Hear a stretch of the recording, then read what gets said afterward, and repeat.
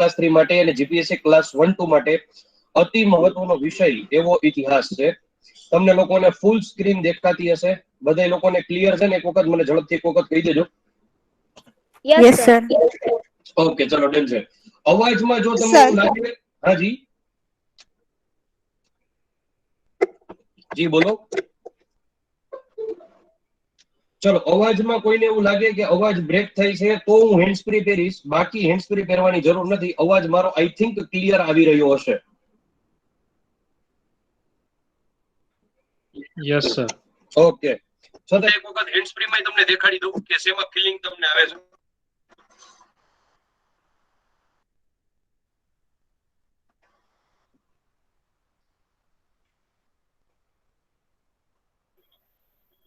એક વખત કહી દેજો મને, અવાજ હવે ક્લિયર છે?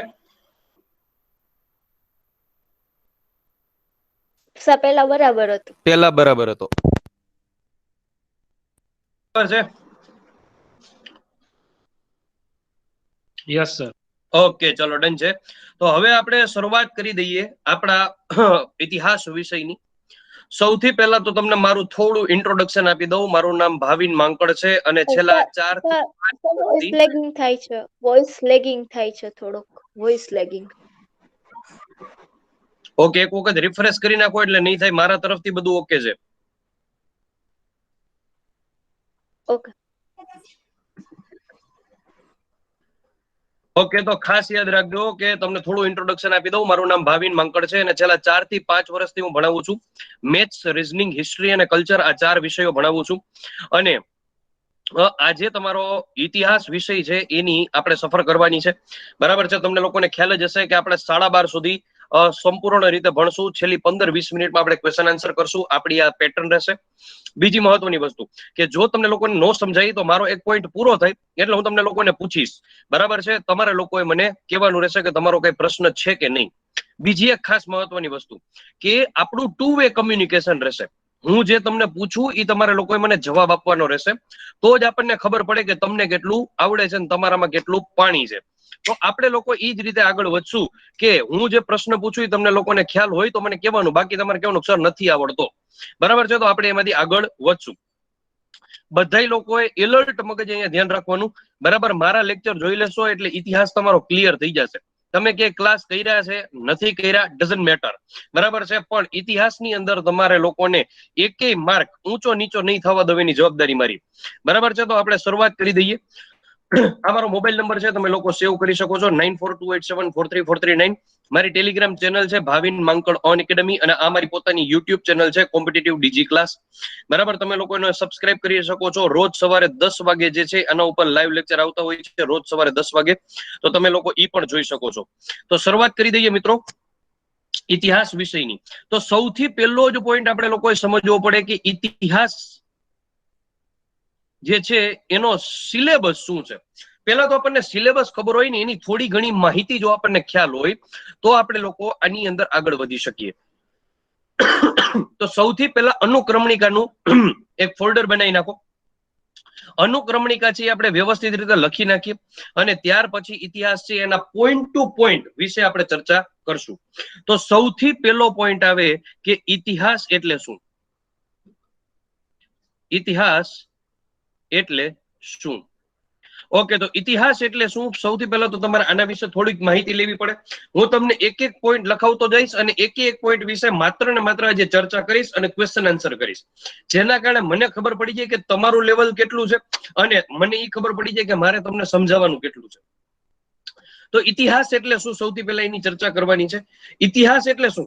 એક વસ્તુ જોવા જઈએ તો ઇતિહાસ એટલે આમ જોવા જાવ કે જૂના પુરાણા ગઈકાલ સુધીનું જે કંઈ પણ થઈ ગયું છે અથવા તો સવાર સુધીનું જે થઈ ગયું છે એને ઇતિહાસ તરીકે ઓળખવામાં આવે છે.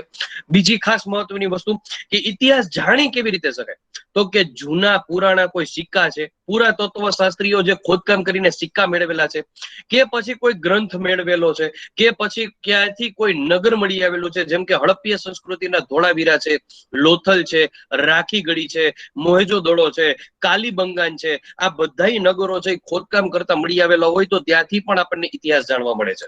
એના સિવાય તો કે સિક્કાઓ ઉપરથી, એના સિવાય તો કે આપણે લોકો ઇતિહાસ ત્યાંથી જાણી શકીએ કે બહારથી વિદેશમાંથી વિદેશમાંથી ઘણા બધા યાત્રીઓ જે છે એ આપણા દેશની અંદર આવી અને વસવાટ કરી ચૂક્યા છે. ઘણા બધા છે એ યાત્રીઓ આવીને ભણી ચૂકેલા છે અને એ લોકોએ ગ્રંથ લખેલા છે, તો એ ગ્રંથ ઉપરથી પણ આપણે માહિતી મેળવી શકીએ. જેમ કે યુએન સાંગ, તમે લોકોએ નામ સાંભળેલું હશે. આ યુએન સાંગ છે એ ભારત આવેલા હતા. એ યુએન સાંગે કઈ બુક લખી બોલો જોઈ? યુએન સાંગ દ્વારા કઈ બુક લખવામાં આવી બોલો જોઈ? CUK. પરફેક્ટ જવાબ છે CUK નામની બુક છે એ યુએન સાંગ દ્વારા લખવામાં આવી. આ યુએન સાંગ છે કોના સમયમાં આવેલા હતા? હર્ષવર્ધનના સમયમાં આવેલા હતા. આ યુએન સાંગ જ્યારે ભારતમાં આવ્યા ત્યારે ગુજરાતમાં કયો વંશ ચાલતો હતો? મૈત્રક વંશ ચાલતો હતો. મૈત્રક વંશનો સ્થાપક રાજા કોણ બોલો જોઈ? મૈત્રક વંશ ભટ્ટારક. સેનાપતિ ભટ્ટારક. Very good. જેને ઇતિહાસ પુરુષ તરીકે ઓળખવામાં આવે છે. પણ યુએન સાંગ જ્યારે ભારત આવ્યા ત્યારે ગુજરાતનો રાજા કોણ હતો? ધ્રુવસેન બીજો. પરફેક્ટ જવાબ છે ધ્રુવસેન બીજો. તો આ તમારે માહિતી યાદ રાખવી પડે. એના સિવાય ફાહિયાન આવેલો છે, તો ફાહિયાને પણ એક ગ્રંથ લખેલો છે. ફાહિયાને કયો ગ્રંથ લખ્યો છે? ફોક્યુકી. બરાબર છે. એના સિવાય આપણને ખબર છે ચંદ્રગુપ્ત મૌર્યના સમયની અંદર મેગેસ્થનીસ આવેલો છે. તો આ મેગેસ્થનીસે કયો ગ્રંથ લખેલો છે? ઇન્ડિકા. કેટલા ભાગમાં લખી? 7 ભાગમાં લખી. 4 ભાગમાં નહીં. ઇન્ડિકા છે કેટલા ભાગમાં લખેલો છે? 7 ભાગમાં લખેલો છે. ખાસ યાદ રાખજો. ઇતિહાસના પિતા કોને કહેવાય? ઇતિહાસના પિતા કોને કહેવાય બોલો જોઈ? હેરોડોટ્સ. અને ઇતિહાસના પિતા હેરોડોટ્સને કહેવામાં આવે છે. અને આ હેરોડોટ્સે એક બુક લખી જેનું નામ હતું હિસ્ટોરિકા. અને આ હિસ્ટોરિકા નામની બુકની અંદર પણ ભારતનો ઇતિહાસ ક્યાંક ને ક્યાંક જોવા મળે છે. એના સિવાય આપણે લોકોને ભારતના ઇતિહાસના પિતા કે ભારતના ઇતિહાસના પિતા, તો જવાબ આવશે મેગેસ્થનીસ. આ મેગેસ્થનીસ કોનો રાજદૂત હતો? સેલ્યુકસ નિકેટર. સેલ્યુકસ નિકેટર. પરફેક્ટ જવાબ છે. Sikandar the great, Alexander the great એનો ઉત્તરાધિકારી એટલે કે સેલ્યુકસ નિકેટર. અને આ સેલ્યુકસ નિકેટરનો રાજદૂત એટલે કોણ? મેગેસ્થનીસ, જેને ઇન્ડિકા નામની બુક લખેલી હતી. તો અહીંયાથી આપણને છે ઇતિહાસ જાણવા મળતો હોય છે. તો આપણે લોકો શું સમજવાના છે ઇતિહાસ એટલે શું એ તમને લોકોને ખબર પડી ગઈ હશે. અને તમે લોકો જ્યાં તમને એવું લાગે કે અહીંયા મારે નોટ ડાઉન કરવા જેવું છે કે આ બુક કોની છે નોટ ડાઉન કરવા જેવું છે, તો તમે લખી શકો છો. બીજી ખાસ મહત્વની વસ્તુ કે તમને લોકોને જો નોટ ડાઉન કરવામાં એવું લાગે કે પાછળ રહી ગયા તો તમે મને કહેજો. બરાબર. બાકી સ્પીડ આપણે થોડીક ફાસ્ટ જ રાખશું. બીજી એક મહત્વની વસ્તુ, પોઈન્ટ નંબર બીજો કરીને અનુક્રમણિકામાં લખજો. આપણે ઇતિહાસ એટલે શું, એના પછી અતિ મહત્વનો ટોપિક આવશે વૈદિક સંસ્કૃતિ. શું આવશે? વૈદિક સંસ્કૃતિ. આ વૈદિક સંસ્કૃતિ વિશે આપણે સમજવાનું થશે. ઓકે. ઇતિહાસ છે ને એમાં પેલા 3 પાર્ટ પડશે.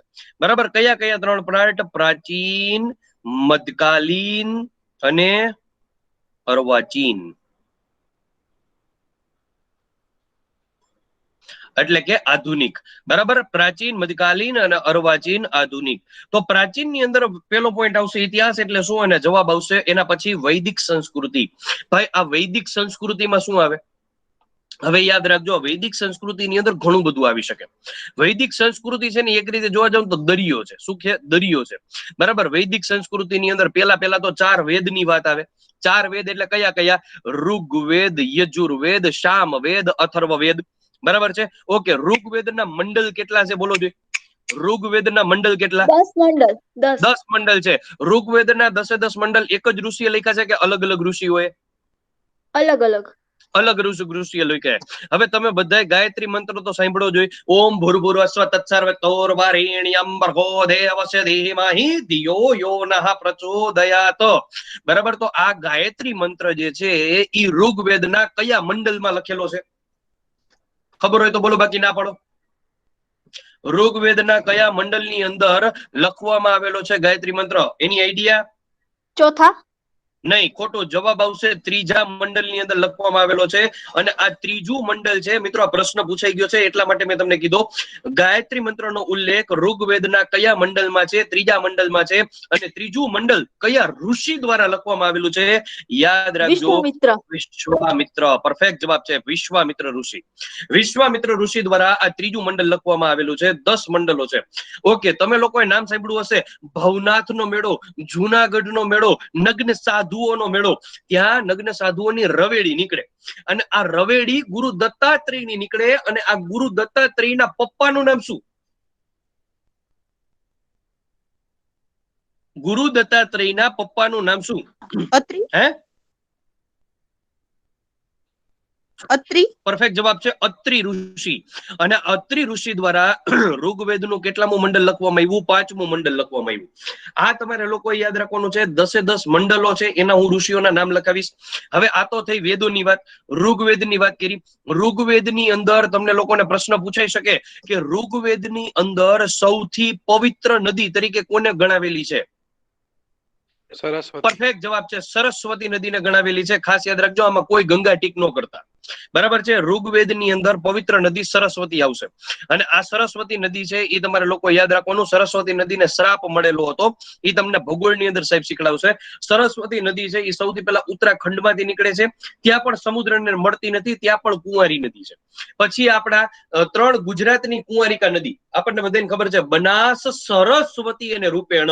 તો ત્યાં પણ આપણને ખબર છે કચ્છના નાના રણની અંદર સમાઈ જાય છે, સમુદ્રને મળતી નથી. અને જ્યાં આપણું સોમનાથની અંદર આવેલું છે ભાલકા તીર્થ, ત્યાં પણ ત્રિવેણી સંગમ થાય છે. ત્યાં પણ 3 નદી છે, હિરણ, કપિલા અને સરસ્વતી. ત્યાં પણ તે સમુદ્રને મળતી નથી, એ ભૂગર્ભની અંદર જ વહે છે. અને આ સરસ્વતી નદીને સૌથી પવિત્ર નદી માનવામાં આવેલી છે. ખાસ યાદ રાખજો. બીજી મહત્વની વસ્તુ કે તમને લોકોને એવો પણ પ્રશ્ન પૂછાઈ શકે કે સિંધુ ખીણની સંસ્કૃતિ જે છે એના સૌથી વધારે નગરો કઈ નદી કિનારેથી મળી આવેલા છે? મોટા ભાગના લોકોનો જવાબ હોય છે સિંધુ. સિંધુ નો આવે, જવાબ એમાં પણ આવશે સરસ્વતી. સરસ્વતી નદીના કિનારેથી જ સૌથી વધારે નગરો છે એ મળી આવેલા છે, સૌથી વધારે નગરો છે એ પ્રાપ્ત થઈ છે. એના સિવાય વૈદિક સંસ્કૃતિમાં આપણને ખબર છે યજુર્વેદ આવે, સામવેદ. સામવેદ એટલે કે સંગીતનો વેદ. એના વિશે પણ આપણે સમજવાનું થાય. અને જે હું જે હમણાં શ્લોક બોલ્યો ગાયત્રી મંત્ર, તો આપણે જે બોલીએ એ ઋગ્વેદમાં લખેલું છે, મંત્ર ઋગ્વેદમાં છે, પણ એનો ઉચ્ચાર કેવી રીતે કરવો એ ક્યાં આપેલો છે? સામવેદમાં. તમે બધાએ ગાયત્રી મંત્ર, ગાયત્રી હવન જોયો જોઈએ, બરાબર? બ્રાહ્મણો કઈ રીતે બોલતા હોય? સામવેદમાં જેમ લખ્યું છે ને એવી રીતે બ્રાહ્મણો બોલતા હોય. બ્રાહ્મણો એમ ન બોલે ઓમ ભૂર્ભુવઃ એવી રીતે ન બોલે. બ્રાહ્મણો કઈ રીતે બોલે? ઓમ ભૂર્ભુવઃ તત્સર્વિતોર્વરેણ્યમ ભર્ગો દેવસ્ય ધીમહિ ટોનમાં બોલે. અને આને શું કહેવાય? સામવેદના ટોન કહેવાય. તો આ સામવેદ છે એ સંગીતનો વેદ છે એ માનવામાં આવે છે. એના સિવાય બ્રાહ્મણ ગ્રંથો વિશે આપણે માહિતી લેવાની આવે. ઐતરેય છે, કૌશિતકી છે, તૈતરીય છે, એના સિવાય જૈમિની છે. આવા ઘણા બધા જે બ્રાહ્મણો ગ્રંથો છે એના વિશે સમજવું પડે. આરણ્યકો વિશે સમજવું પડે. ઉપનિષદ વિશે સમજવું પડે. ઉપનિષદ કેટલા છે બોલો જોઈએ? 108. પરફેક્ટ જવાબ છે 108. 108. એમાં આપણે સત્યમેવ જયતે કયા ઉપનિષદમાંથી લીધું છે? મુંડક ઉપનિષદ. માંડુક્ય ઉપનિષદ. માંડુક્ય નહીં હો, મુંડક ઉપનિષદ યાદ રાખજો. કયું ઉપનિષદ આવશે? મુંડક ઉપનિષદમાંથી લીધેલું છે આપણે સત્યમેવ જયતે. કઈ લિપિમાં છે? દેવનાગરી લિપિ. દેવનાગરી લિપિ. Very very very good. Okay. અને એના સિવાય હજી આપણે સમજવું પડે વેદાંગ વિશે, ઉપવેદ વિશે, ષડ દર્શન વિશે. એના સિવાય મહાકાવ્ય વિશે આપણે સમજવું પડે, જે રામાયણ અને મહાભારત છે. પુરાણો વિશે સમજવું પડે. પુરાણ કેટલા છે? 18. પુરાણ કેટલા છે? 18. ઓકે. સૌથી જૂનું પુરાણ કયું? મત્સ્ય પુરાણ. હાલો મત્સ્ય પુરાણ. પરફેક્ટ જવાબ છે ભાઈ. જો બધાય લોકો છે ને જવાબ દેવામાં એલર્ટ રહેજો, બરાબર છે? માઇક ઓન ઓફ ફટાફટ કરવાનું છે. ઇતિહાસમાં તો જ ફિલિંગ આવે મને ને તમને બેયને, બરાબર છે? તો યાદ રાખજો, સૌથી જૂનું પુરાણ એટલે કયું? મત્સ્ય પુરાણ. ઓકે. મૃત્યુ પછી કયું પુરાણ ગાવામાં આવે બોલો જોઈએ?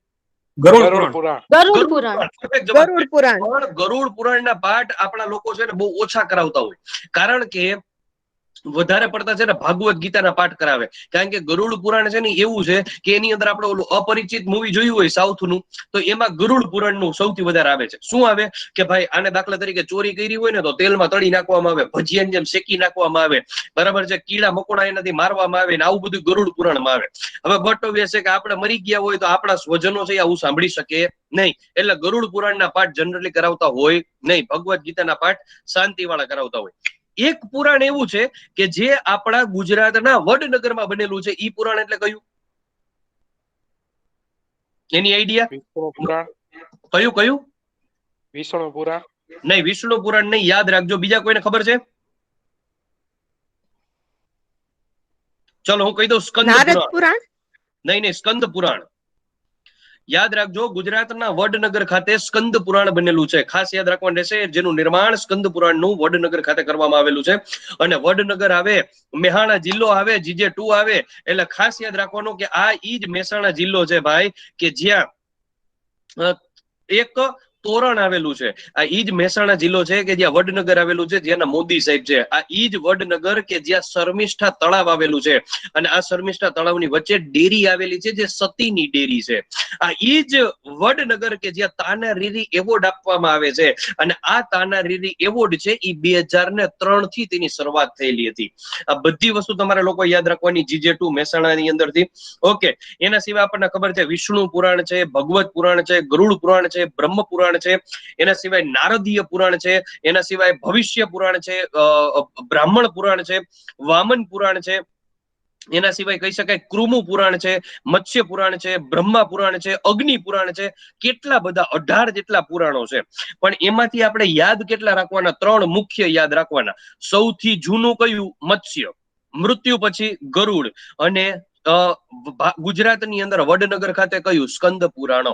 આની ખાસ વસ્તુ યાદ રાખવાની. બાકી હું તમને બધા પુરાણના નામ તો લખાવીશ જ. ઓકે, હજી એક મહત્વની વસ્તુ કે આપણે મહાકાવ્યો વિશે સમજવું પડે. મહાકાવ્ય એટલે કે રામાયણ અને મહાભારત. રામાયણ અને મહાભારત વિશે સમજવું પડે. તો હું તમને એમ કહું કે આ રામાયણ અને મહાભારત છે, બરાબર? તો રામાયણ છે, ઈ રામાયણ લખ્યું કોણે? વાલ્મીકી. મહર્ષિ વાલ્મીકી. ઋષિ વાલ્મીકી. Very good. તો આપણા જે ઋષિ વાલ્મીકી જે છે એને લખ્યું, તો મહાભારત કોણે લખ્યું? વેદવ્યાસ. વેદવ્યાસે પણ લખ્યું છે ગણેશજીએ. હા, પરફેક્ટ જવાબ છે. લખ્યું છે ગણેશજીએ અને વેદ વ્યાસે પણ લખેલું છે. Very good. હવે હું તમને પ્રશ્ન પૂછું કે રામાયણ લખ્યું વાલ્મીકીએ, તો વાલ્મીકી ઋષિનું સાચું નામ શું હતું? વાલિયો લૂંટારો. વાલિયો લૂંટારો. તો આપણે હિન્દીમાં પાઠ આવતો વાલિયો લૂંટારો. પણ ઈ વાલિયો લૂંટારો તો વાલ્મીકી ઉપરથી નામ પડ્યું હતું, પણ ઓરિજિનલ નામ શું હતું? મારો જય રામ માતાજી બોલા. કરીને અટકો મારો. હે? રામ બોલા. નહીં. બીજા કોઈ? એ યાર ભાગ તો લ્યો. અમુક તો હવે મૂંગા બેઠા હે. અઠિયા તો મારો. યાદ રાખજો, રત્નાકર ઋષિ. વાલ્મીકી ઋષિનું સાચું નામ શું હતું? રત્નાકર ઋષિ. ખાસ યાદ રાખજો, જેને રામાયણ લખેલું છે, બરાબર? રામાયણની અંદર કેટલા પદો આવેલા છે? તો રામાયણની અંદર 24,000 પદો આવેલા છે. કેટલા કાંડ આવેલા છે? 7 કાંડ આવેલા છે. આ ખાસ યાદ રાખવાનું રહેશે. રત્નાકર ઋષિ, 24,000 શ્લોક, 7 કાંડ. ઓકે, હવે હું તમને લોકોને એમ કહું કે શ્રી રામ ભગવાન છે આપણા, એ કયા કુળથી બિલોંગ કરતા હતા? તો શું આવશે? રઘુકુળ. નહીં, રઘુ. ઈક્ષ્વાકુ. કયું? ઈક્ષ્વાકુ. પરફેક્ટ જવાબ છે. કોણ બોલ્યું? ઇક્ષ્વાકુ. ઇક્ષ્વાકુ કુળ. Very good. યાદ શું રાખજો, કીધું શ્રીરામ. હે? શું કીધું હમણાં? કઈ પ્રશ્ન પૂછ્યો સર? નહીં, હું એમ કહું છું શ્રીરામ કયા કુળથી બિલોંગ કરતા હતા? જવાબ આવશે ઇક્ષ્વાકુ કુળ. ખાસ યાદ રાખજો. હવે હું તમને એમ કહું કે આપણો રાવણ છે, રાવણ કયા વંશનો હતો? બ્રાહ્મણ. નહીં, બ્રાહ્મણ નહીં. બ્રાહ્મણ એ 88 જાતના આવે. પુલસ્ય. પરફેક્ટ જવાબ છે પુલસ્ય. પુલત્સ્ય. જો આવા જ પ્રશ્ન પૂછશો તમને, યાદ રાખજો, પુલત્સ્ય વંશનો રાવણ હતો. ઓકે, રાવણના અમ્મી જાન, મમ્મીનું નામ શું હતું? કેકસી. Very good. કૈકસી. જો કઈ નો થઈ જાય, યાદ રાખજો, રાવણના મમ્મીનું નામ કઈ નહોતું હોય, રામના મમ્મીનું નામ હતું. રાવણના મમ્મીનું નામ હતું કૈકેસી. તો પિતાનું નામ શું હતું? અબ્બુજાન. બોલો જોઈ. યાદ રાખજો, વિશ્રસવા. વિશ્રસવા. ખાસ યાદ રાખજો, વિશ્રસવા. આ યાદ રાખવાનું રહેશે. વિશ્રસવા રાવણના પિતાનું નામ હતું. ઇક્ષ્વાક કુળ રામનું હતું. પુલત્સ્ય કુળ છે એ કોનું હતું? તો કે રાવણનું હતું. ઓકે, મહાભારત લખ્યું વેદ વ્યાસે. આપણને ખબર પડી ગઈ. તો હું તમને કહું, વેદ વ્યાસ ઋષિનું સાચું નામ શું હતું? બોલો જોઈ.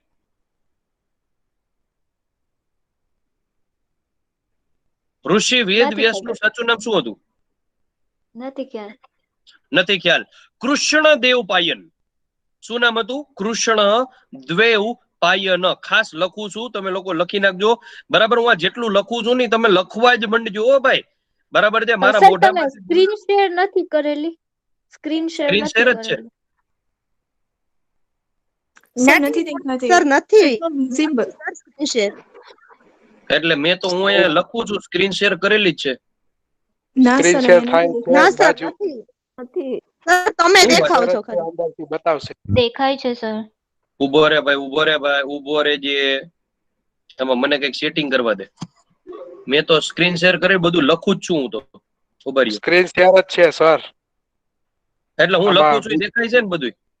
હા હા, સર. ઈ બીજા હા. બીજા બીજા આઈડી માંથી પિન કરી નાખો એટલે બતાવશે. ક્યાં આઈડી કયા માં? આઈડી માંથી?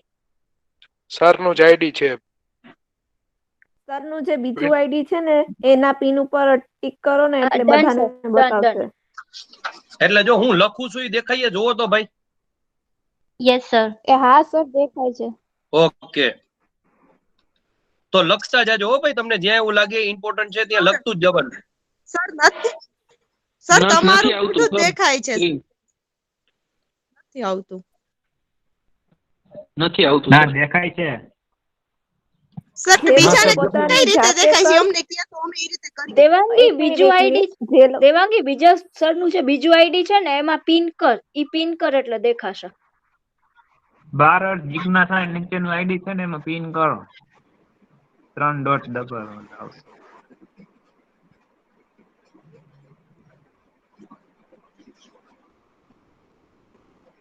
ઓકે આવી ગયું. બધાયને આવી ગયું? હા સર. યસ. Yes sir. હા હા સર, યસ સર. હવે રેડી ને? સર તમે ફાઇલ Yes, પિન sir. કરી દો એટલે બધાને આવે. શું કરી દઉં? ફાઇલ ને પિન Pin, કરી pin. દો એટલે બધાને સ્ક્રીન શેર તમારી થાય. એટલે મારે શું કરવાનું? પિન કરવાનું સર. એટલે પિન કરવાનું એટલે શું વળી? ટાચણી હોય ને ટાચણી જેવો સિમ્બોલ છે ને એમાં ક્લિક કરી દો તમે એટલે બધાને સ્ક્રીન શેર ઉભો રે ભાઈ, ઉભો રે. આમાં pin pin pin pin pin.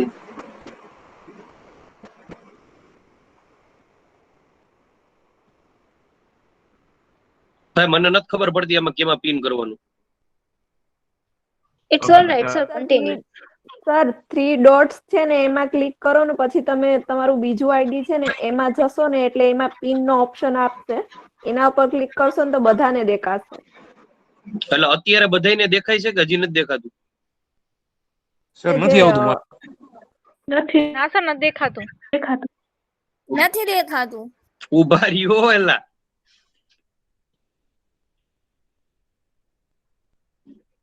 જો સર હું કરું ને હું કહું ને એમ કરતા જાઓ. જો પિન કરી દેખાય છે ભાઈ?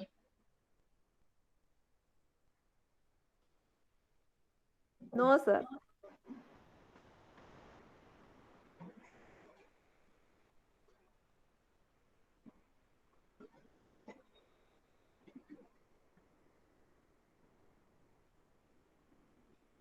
હા ભાઈ શું કેતો તો બોલતું? કોક કેતું તો કે હું બોલું એમ કરતા જાવ. હા બોલ. મેં પિન કરી છે છતાંય નથી દેખાતું હજી. હા 30 others લખ્યું ને એમાં પેલા ક્લિક કરો. જોજો હવે મેં પિન કરી, હવે દેખાય છે બધાયને? નો સર. નો. ઓકે, હાલ મોટા બોલ હવે, હાલ તું. હા એમાં તમારું બીજું આઈડી છે ને એમાં સાઈડમાં 3 ડોટ છે. હા એને ખાલી તમે પિન કરી દો એટલે બધાને ઓટોમેટિક દેખાય, કોઈને કરવું ન પડે અંદરથી. એટલે મેં દોસ્ત પિન તો કર્યું છતાંય નથી દેખાતું. અત્યારે મેં જોયું પિન તો કર્યું, અત્યારે જ કર્યું જો. Okay sir. સર લગભગ તમારે છે ને સર સ્ક્રીન શેર તમારું કરવી બીજું પડશે. આઈડી છે ને એમાંથી કરો. બીજું આઈડી એટલે ના. કયું?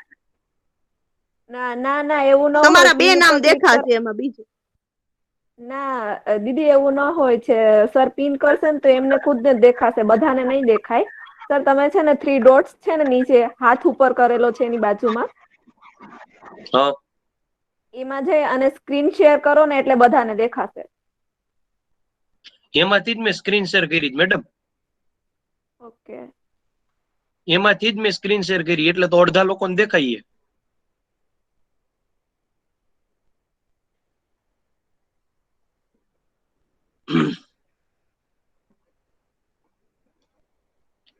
ભાઈ કેટલા લોકોને સ્ક્રીન શેર કરી છે એ દેખાઈએ? સર દેખાય છે, બધું બરાબર છે આ સાઈડ. યુ સર નથી કન્ટિન્યુ. દેખાતું. દેખાય આ છે. જો મેં લખ્યું દેખાઈએ, જુઓ તો. હા સર. હા સર. હા સર દેખાય છે. એક કામ સર અમે કરો. પિન કરી દીધું છે અમારી રીતે, તમે ચિંતા કરો ઓકે. માં દેખાય છે હવે. હા તો આજનો દી ખમી જાવ, કાલે હું શીખી લઈશ, કારણ કે આ ગૂગલ મીટ મારા માટે નવું છે, એટલે બીજું કઈ નહીં. નો ઇશ્યુ સર, નો ઇશ્યુ. અત્યારે ખાલી અવાજ સાંભળો, અવાજમાં તમને સમજાઈ જાય બધું. અને અવાજમાં કઈ પ્રોબ્લેમ પડે તો મને કહેજો. બરાબર છે. તો હવે આપણે વૈદિક સંસ્કૃતિ વિશે આપણે સમજી લીધું, રામાયણ વિશે સમજી લીધું, મહાભારતના ઋષિનું નામ શું? કમેન્ટ પિન કરી દેવે કાવી કમેન્ટ વાંચી લેતો સર. શું કે ભાઈ? ભાવિન સર નું પ્રેઝન્ટેશન માં પિન કરી દે કમેન્ટ આવી નિકેશ સર ની. હા એટલે મેં તો પિન કરેલું જ છે ને. આપણને અમને કહે છે, અમને કહે છે. Okay okay.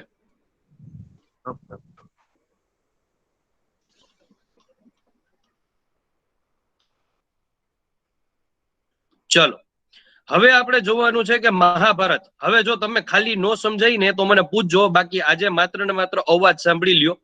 બરાબર છે. કાલથી તમારો પ્રશ્ન છે ને એ હલ કરી નાખશું આપણે. ઓકે તો હવે હું તમને એમ કહું, મહાભારત કોણે લખ્યું? તો યાદ રાખજો વેદ વ્યાસ. અને વેદ વ્યાસ ઋષિ જે છે એ વેદ વ્યાસ ઋષિનું સાચું નામ શું હતું? કૃષ્ણ દેવપાયન. કૃષ્ણ દેવપાયન, ખાસ યાદ રાખજો. ઓકે, મહાભારત છે કેટલા શ્લોકમાં લખવામાં આવેલું છે? બોલો જી. 1 લાખ શ્લોક. પરફેક્ટ વાત છે. 1 લાખ શ્લોક ની અંદર લખવામાં આવેલું છે. તો આવું જ 1 લાખ શ્લોક ની અંદર લખાયેલું બીજું એક છે, ઈ કયું મહાભારત સિવાયનું? હા, એ ચીની મુસાફર લઈ ગયો તો એના દેશમાં ઈ. નહીં. 1 લાખ શ્લોકો વાળું જ મહાભારતનો સમકાલીન ગ્રંથ કહેવાય એવો ગ્રંથ કયો? ભાગવત ગીતા. જય શ્રીમદ સંહિતા. ભગવદ ગીતા. પૃથ્વીરાજ રાસો. પૃથ્વીરાજ રાસો, ખાસ યાદ રાખજો. આ પૃથ્વીરાજ રાસો કોણે લખેલું છે? તો યાદ રાખજો ઈ કવિ એટલે કવિ ચંદ બગદાઈ. કવિ ચંદ બગદાઈ દ્વારા પૃથ્વીરાજ રાસો લખવામાં આવેલું છે, ને ઈ પણ 1 લાખ શ્લોકોની અંદર લખવામાં આવેલું છે.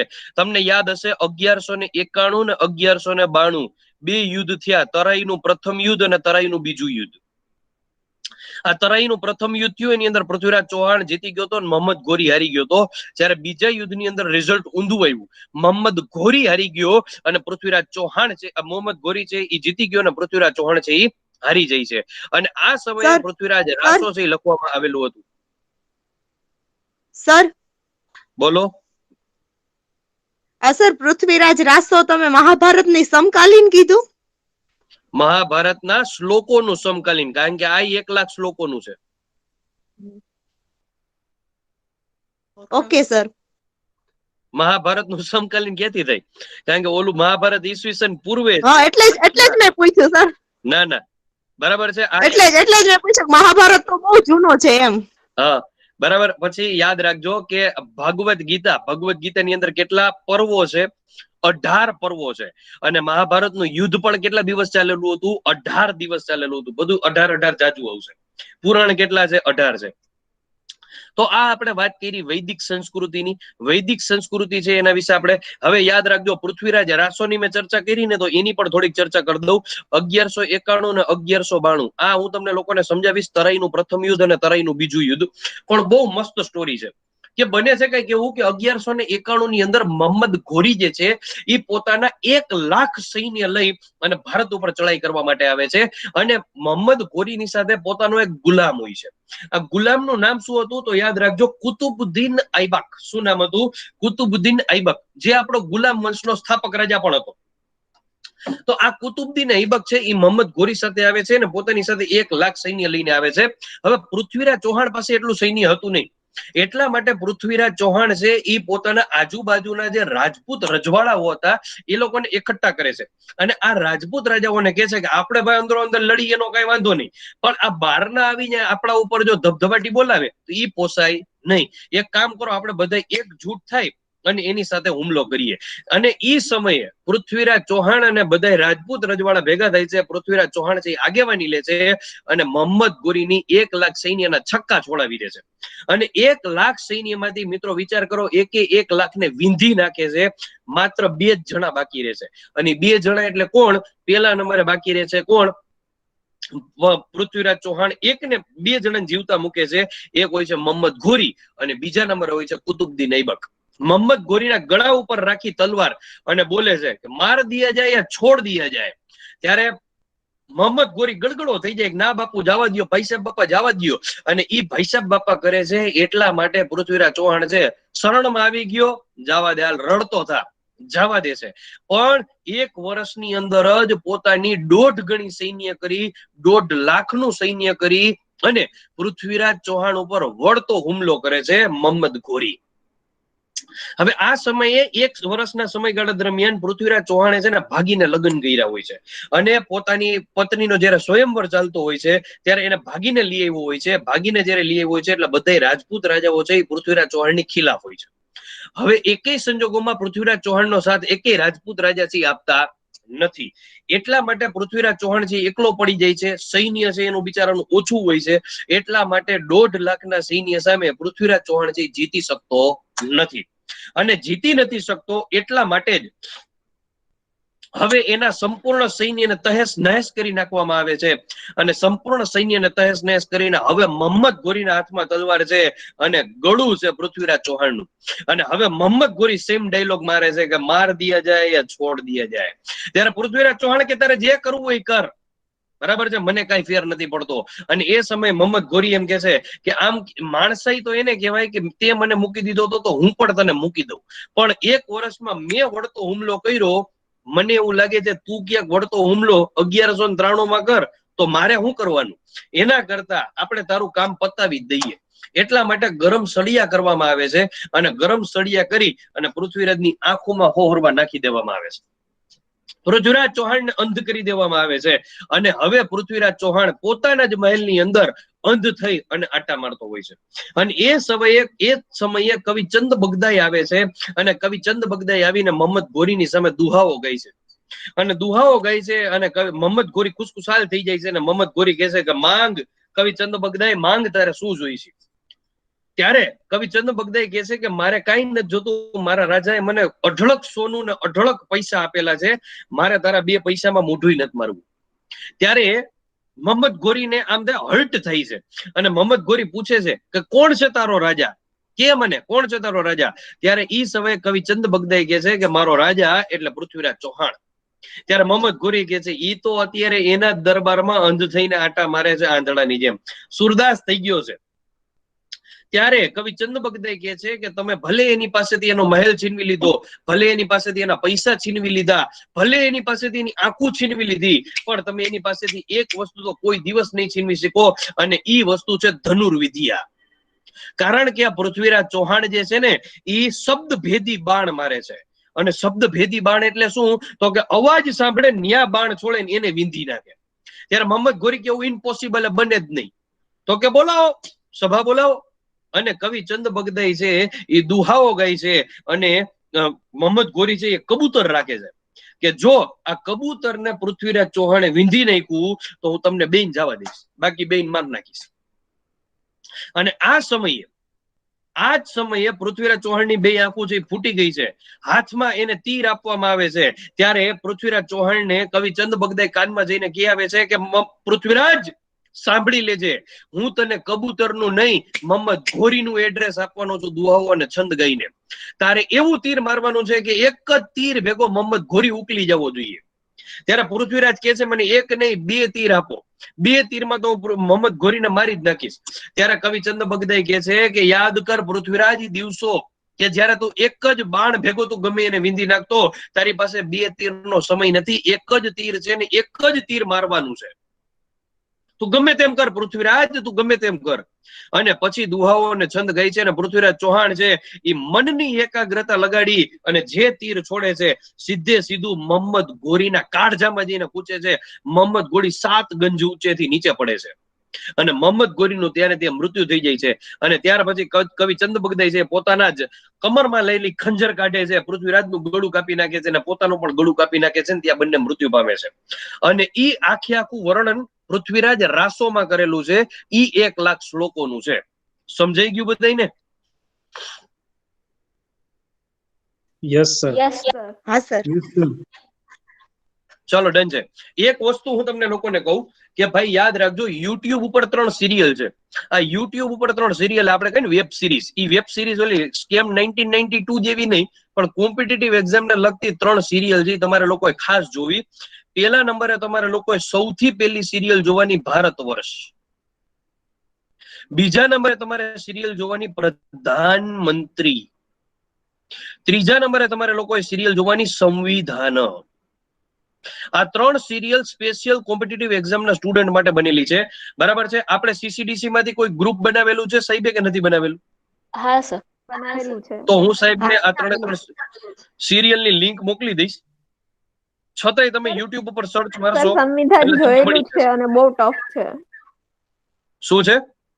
સંવિધાન છે ને એની સિરીઝના ભાગ જોયેલા છે, બહુ સારું છે એમ. ઓકે, એટલે છે ને સંવિધાન ડાયરેક્ટ જોવા કરતા સૌથી પહેલા તમારે ભારત વર્ષ જોવાનું. 10 એપિસોડ છે, રોજનો 1 એપિસોડ જોવાનો અને એની નોટ્સ બનાવતી જવાની. ભારત વર્ષ જોશો ને એટલે 99% તમારા હિસ્ટ્રીના મોટા મોટા મુદ્દા છે ને ક્લિયર થઈ જશે. બીજી વસ્તુ તમારે પ્રધાનમંત્રી સિરિયલ જોવાની. પ્રધાનમંત્રીના 2 ભાગ છે, પાર્ટ 1 એના 26 ભાગ, પાર્ટ 2 એના 26 ભાગ, ટોટલ 52 ભાગ છે. રોજ એક જોવાનો. પ્રધાનમંત્રી સિરિયલ જોશો એટલે ભારતને આઝાદી કેવી રીતે મળી, ભારતને આઝાદી પછી 3 જે દેશી રાજ્યોનું વિલીનીકરણ કર્યું હતું ને દેશી રાજ્યો દેશી રિયાસત છે એના ખાતું કોને સોંપવામાં આવ્યું હતું? સરદાર વલ્લભભાઈ ઝવેરભાઈ પટેલને. અને એના જે અંગત સચિવ હતા વીપી મેનન, એને શું કાર્ય કર્યા? 552 રજવાડાઓને કઈ રીતે ભેગા કર્યા? વડોદરાએ સૌથી પહેલી હા પાડી હતી, પણ જોડાણું સૌથી પહેલું ભાવનગર. આની શું કહાની હતી? આ બધું તમને જાણવા મળશે. એના સિવાય 3 નમૂના નીકળ્યા. કયા 3 નમૂના? હૈદરાબાદ, જુનાગઢ ને જમ્મુ કાશ્મીર. આ 3 નમૂનાની હિસ્ટ્રી જાણવા મળશે. બરાબર છે? બાબી વંશનો અંતિમ રાજા, બરાબર છે, એની પણ તમને લોકોને આખી સંપૂર્ણ હિસ્ટ્રી જોવા મળશે એ પ્રધાનમંત્રી સિરિયલ માંથી. અને સંવિધાન છે બંધારણ. આપણું બંધારણ કેટલા દિવસમાં બન્યું બોલો તો? 2 વર્ષ 11 મહિના 18 દિવસ. 2 વર્ષ 11 મહિના 11 મહિના અને 18 દિવસ. 8 દિવસ. પરફેક્ટ જવાબ છે. 2 વર્ષ 11 મહિના અને 18 દિવસ. 2 વર્ષ 11 મહિના અને 18 દિવસ. એક પ્રશ્ન અહીંથી પૂછું, મહાગુજરાત આંદોલન કેટલા દિવસ ચાલેલું હતું? 17. હે? મહાગુજરાત આંદોલન લેકે રહેંગે મહાગુજરાત કેટલા દિવસ ચાલેલું હતું? ખબર છે કોઈને? નથી ખ્યાલ નો સર. સર. યાદ રાખજો, 3 વર્ષ 8 મહિના 24 દિવસ. યાદ કેમ રાખવાનું? 3 અઠ્ઠા 24. બરાબર? યાદ કેમ રાખવાનું? 3 અઠ્ઠા 24. પછી ઈ પાછું યાદ રાખજો કે 8 તેરી 24 નો થઈ જાય. બરાબર? 8 તેરી 24 તો 8 વર્ષ 3 મહિના નહોતું એલું. બરાબર? એટલું લાંબુ નહોતું એલું મહાગુજરાત.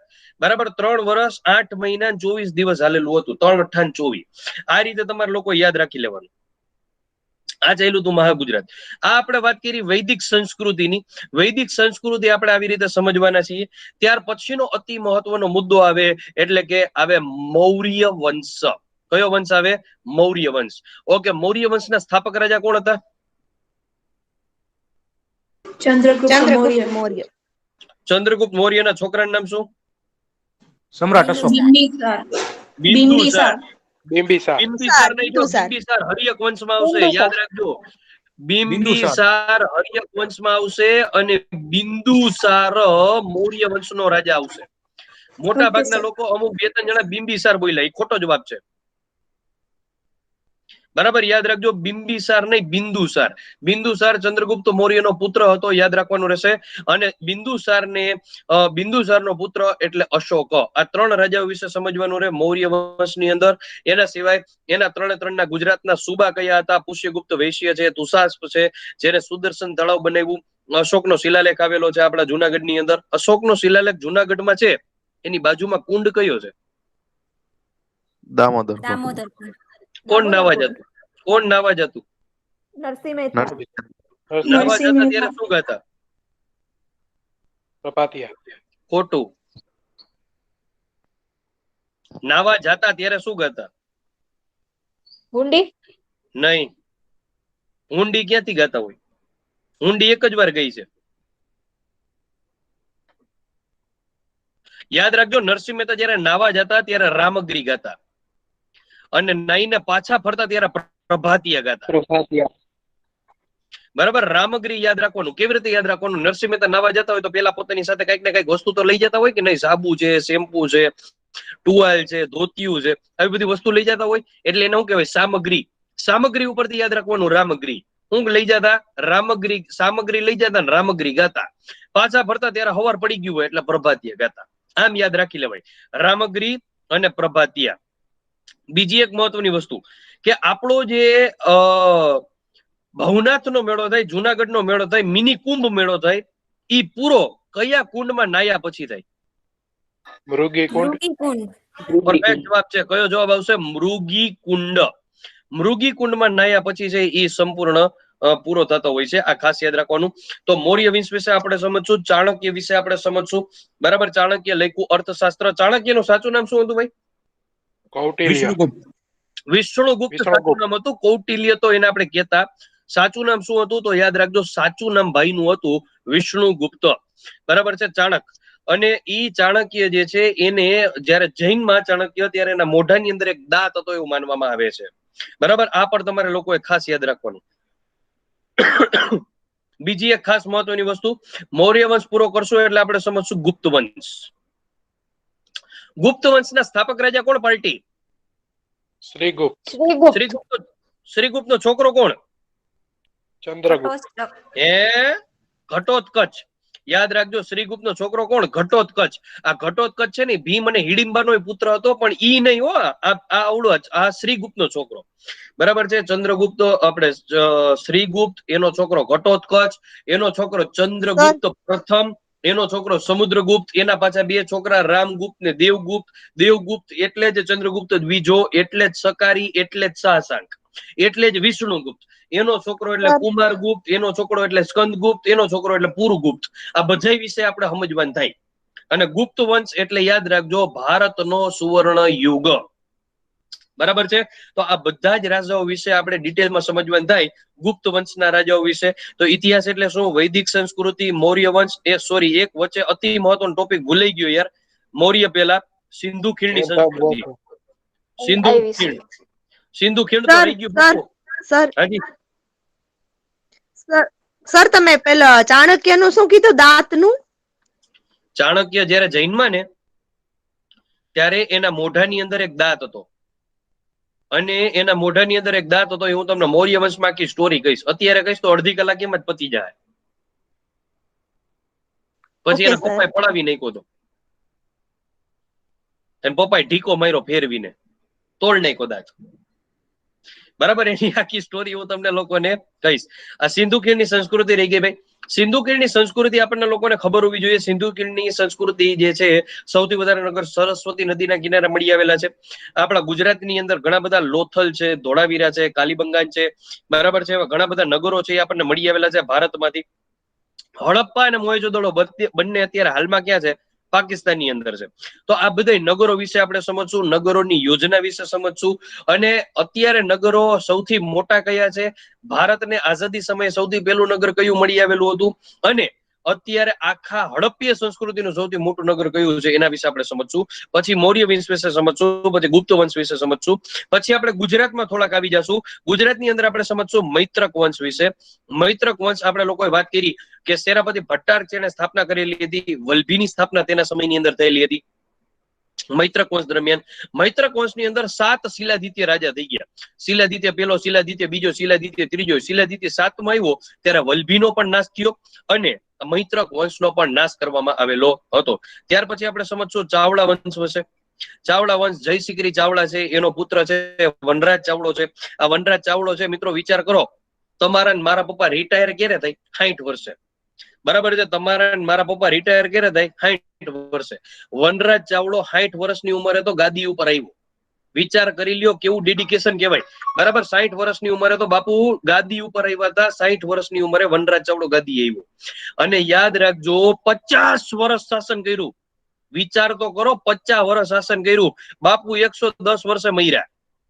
બરાબર, 60 વર્ષે ગાદી આવ્યો, 50 વર્ષ શાસન કરી ગયો, 110 વર્ષે મળ્યો, ઈ વનરાજ ચાવડો. એના વિશે આપણે ચર્ચા કરશું. વનરાજ ચાવડાના સમયની અંદર જ એના બે મિત્રો હતા, ચાંપો વાણિયો અને અણહિલ ભરવાડ. તો અણહિલ ભરવાડના નામ ઉપરથી આપણને ખબર છે અણહિલપુર પાટણ આપણે વસાવેલું હતું. અને ચાંપા વાણિયાના નામ ઉપરથી ચાંપાનેર. તો આ ચાંપાનેરનો કિલ્લો 2004 માં વર્લ્ડ હેરિટેજ મળ્યું. 2014 માં પાટણની રાણકી વાવને વર્લ્ડ હેરિટેજ યાદીમાં રાખી. 2017 માં અમદાવાદ સિટીને 2017 ની અંદર રાખ્યું. અને 2020 ની અંદર વર્લ્ડ હેરિટેજ ની યાદીની અંદર ગુજરાતનું કયું સ્થળ છે ઈ ગયું હતું? બોલો તો કોઈને ખબર છે? 2020 ની વર્લ્ડ હેરિટેજ ની યાદીમાં કયું ગુજરાતનું એવું સ્થળ હતું કે વર્લ્ડ હેરિટેજ ની યાદીની અંદર મૂકેલું હતું? એની સુરત. હે? સુરત નહીં. વડોદરા.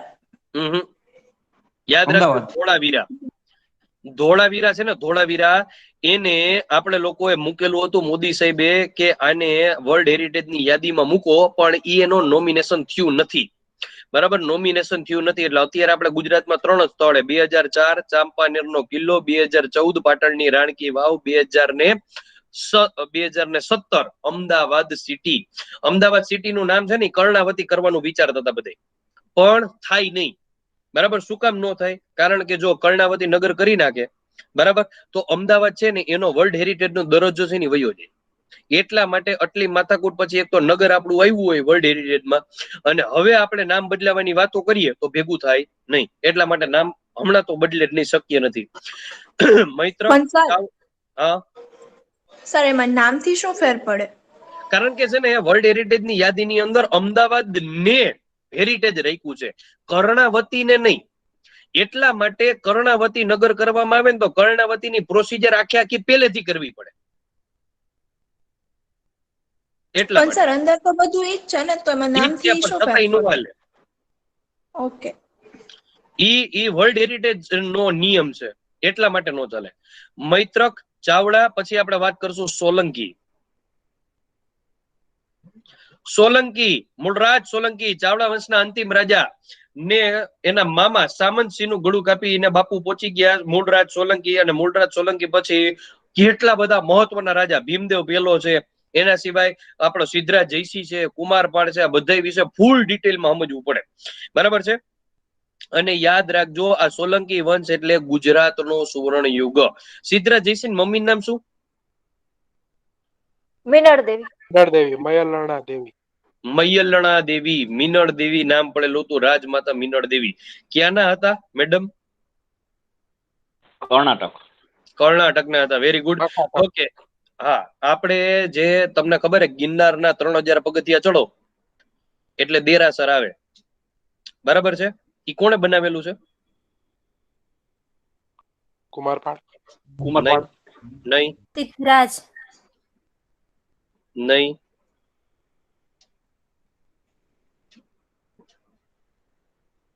ખબર છે કોઈ? વસ્તુપાળ તેજપાળ તો વાઘેલા વંશમાં આવે, સોલંકીમાં નો આવે. આખો વંશ ફેરવી નાખ્યો તમે. મયણલા દેવી. ના બાપા ના, ઈ 3000 ડોહીમાં ચડી શકે? નો થાય. યાદ રાખજો, સિદ્ધરાજ જયસિંહના સમયમાં બન્યું, પણ આ જે દેરાસર છે એ સિદ્ધરાજ જયસિંહના મંત્રી, સજ્જન મંત્રી દ્વારા બનાવવામાં આવેલું છે. બરાબર, સજ્જન મંત્રી દ્વારા બનાવવામાં આવેલું છે. 22મા તીર્થંકર નેમિનાથનું દેરાસર બનાવવામાં આવેલું હતું, ખાસ યાદ રાખજો. અને ત્યાર પછીનો વંશ આવશે વાઘેલા વંશ. બરાબર છે. વાઘેલા વંશનો અંતિમ રાજા કોણ? કર્ણદેવ. કર્ણદેવ વાઘેલા, જેને કરણ ઘેલાના નામે ઓળખાતા. અને આ કરણ ઘેલો નવલકથા કોણે લખી? કનૈયાલાલ મુનશી. ના રે ના, નંદશંકર મહેતા. નંદશંકર તુળજાશંકર મહેતા. બરાબર, નંદશંકર તુળજાશંકર મહેતા દ્વારા લખવામાં આવેલી હતી કરણ ઘેલો. અને આ કરણદેવ વાઘેલાના સમયમાં ગુજરાત ઉપર આક્રમણ કરનાર રાજા કયો હતો?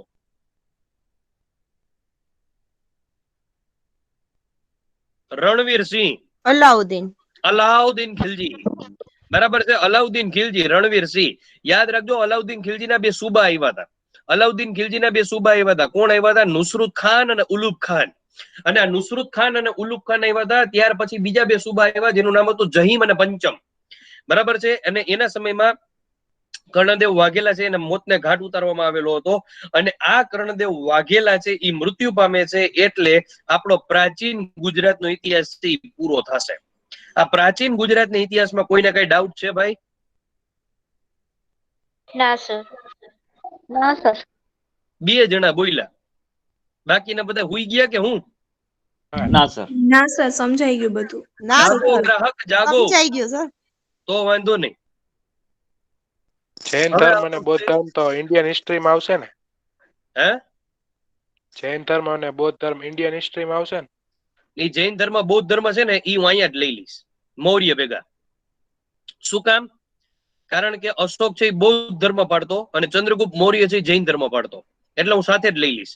જૈન ધર્મના 24 તીર્થંકરે લઈ લઈશ, બૌદ્ધ ધર્મ લઈ લઈશ, ગૌતમ બુદ્ધની સ્ટોરી લઈ લઈશ, સંપૂર્ણ અહીંયા લઈ લઈશ જૈન અને બૌદ્ધ મૌર્યમાં. બીજો કઈ પ્રશ્ન? એટલે આપણું ગુજરાત અને ભારત છે ને પેરેલલ જ ચાલશે. હવે યાદ રાખજો, આપણી આ બેચ છે ને ડીવાયએસઓ ની બેચ છે અને ડીવાયએસઓ ની પરીક્ષા છે ને જીપીએસસી લેશે. યાદ રાખજો, જીપીએસસી ક્લાસ 1 2, એસટીઆઈ, પીઆઈ અને ડીવાયએસઓ એમાં મધ્યકાલીન છે ને આખે આખું કાઢી નાખ્યું છે. એટલે મધ્યકાલીન તમારે કરવાનું થશે નહીં. તમે કોર્સ જોશો ને તો એમાં મધ્યકાલીન છે ને આપેલું છે નહીં. બરાબર? અને મધ્યકાલીન નીકળી જાય એટલે હા, મધ્યકાલીન એટલે કયું થાય તો ખાસ યાદ રાખજો. મધ્યકાલીન એટલે તમારે યાદ રાખવાનું રહેશે કે ટોટલ 6 વંશની માહિતી થશે. લગાડી લ્યો ને. મધ્યકાલીન એટલે તમારે લોકોએ 6 વંશની માહિતી તમારે લોકોએ કરવાની રહેશે. ખાસ યાદ રાખજો.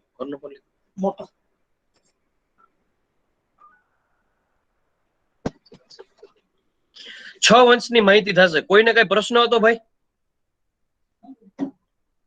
નો. યાદ રાખજો, 6 વંશ: ગુલામ ખિલજી તુગલક, સૈયદ લોધી મુગલ. ગુલામ ખિલજી તુગલક, સૈયદ લોધી મુગલ. આ 6 નીકળી જાય. મુઘલ વંશય નથી, યાદ રાખજો. મુઘલ વંશય છે નહીં. આ તમારા કરવાનું નહીં થાય. પણ જો ક્લાસ 3 ની તૈયારી કરશો ને તો આ બધાયનું ગુજરાતમાં શું મહત્વ હતું ને ઈ કરવું પડશે. ભારતનું જરૂર નથી. ખબર પડે છે? અને ત્યાર પછી તમારે લોકોએ જોવાનું આધુનિક. સર 1 2 માં નહીં આવે? નહીં આવે મોટા. ખાસ કોર્સ જોઈ લેજે. બરાબર? આધુનિક ની અંદર તમારે આમ જોવા જાવ તો સુપર ડુપર આઈએમપી આધુનિક ગણી શકાય. આધુનિક ની અંદર સૌથી પહેલો જ મુદ્દો તમારે કરવો પડે 1857 નો સંગ્રામ. એની ગુજરાત અને ભારત બંનેની અસર તમારે જોવી પડે. બરાબર છે? ગુજરાત અને ભારતની સંપૂર્ણ અસર તમારે લોકોએ જોઈ લેવાની. ગુજરાત અને ભારતમાં શું શું કામ થયા હતા 1857 ના સંગ્રામમાં, કોણે ભાગ લીધો તો, કોણે ભાગ નહોતો લીધો. જેમ કે મહારાજા સયાજીરાવ ગાયકવાડ છે, બરાબર છે, તો એટલે ગાયકવાડ સ્ટેટ છે, ગાયકવાડ સ્ટેટ છે આખે ભાગ લીધેલો હતો નહીં. આ તમારે લોકોએ ખાસ યાદ રાખવાનું રહેશે. બરાબર? તો ફટાફટ એક વસ્તુ તમે લોકો આ એક જોઈ લેજો. 2 મિનિટમાં એક જરાક આવ્યો, પાણી પી લો.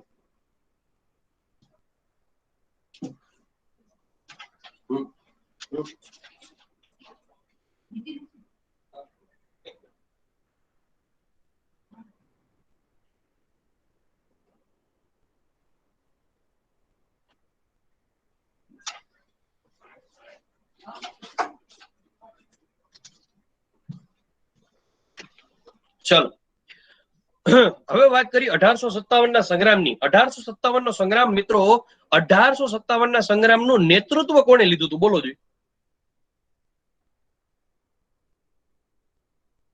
બહાદુર શાહ. મંગલ પાંડે. મંગલ પાંડે નહીં, બહાદુર શાહ ઝફર. યાદ રાખજો બહાદુર શાહ ઝફર. પણ 1857 ના સંગ્રામમાં ફાંસીએ ચડાવનાર કોણ હતો? તો મંગલ પાંડે. સૌથી પહેલો ચડ્યો તો ફાંસીએ તો મંગલ પાંડે. પણ નેતૃત્વ કોણે લીધું હતું? તો યાદ રાખજો બહાદુર શાહ ઝફર, એટલે કે બહાદુર શાહ દ્વિતીય. આ 1857 નો સંગ્રામ ચાલુ ક્યારે થવાનો હતો?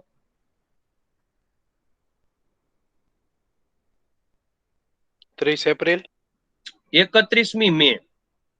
ચાલુ ક્યારે થઈ ગયો? 10મી મે. કેટલા દિવસ વહેલો? 21 દિવસ વહેલો.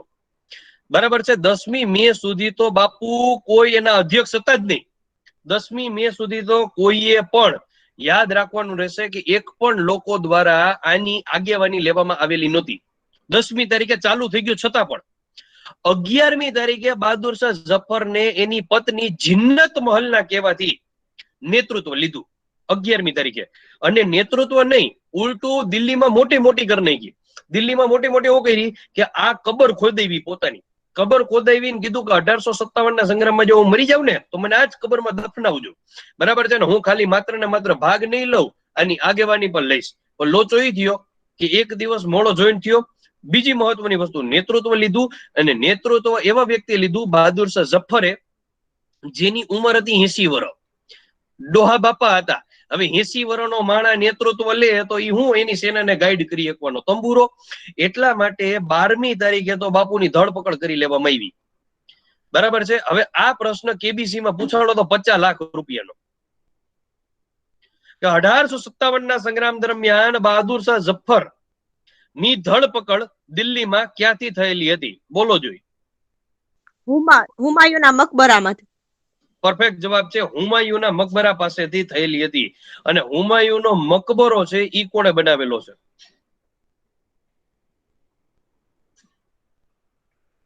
બેગમ હજરત મહલ. બેગમ હજરત મહલ. બરાબર છે. હુમાયુની પત્નીનું નામ શું હતું?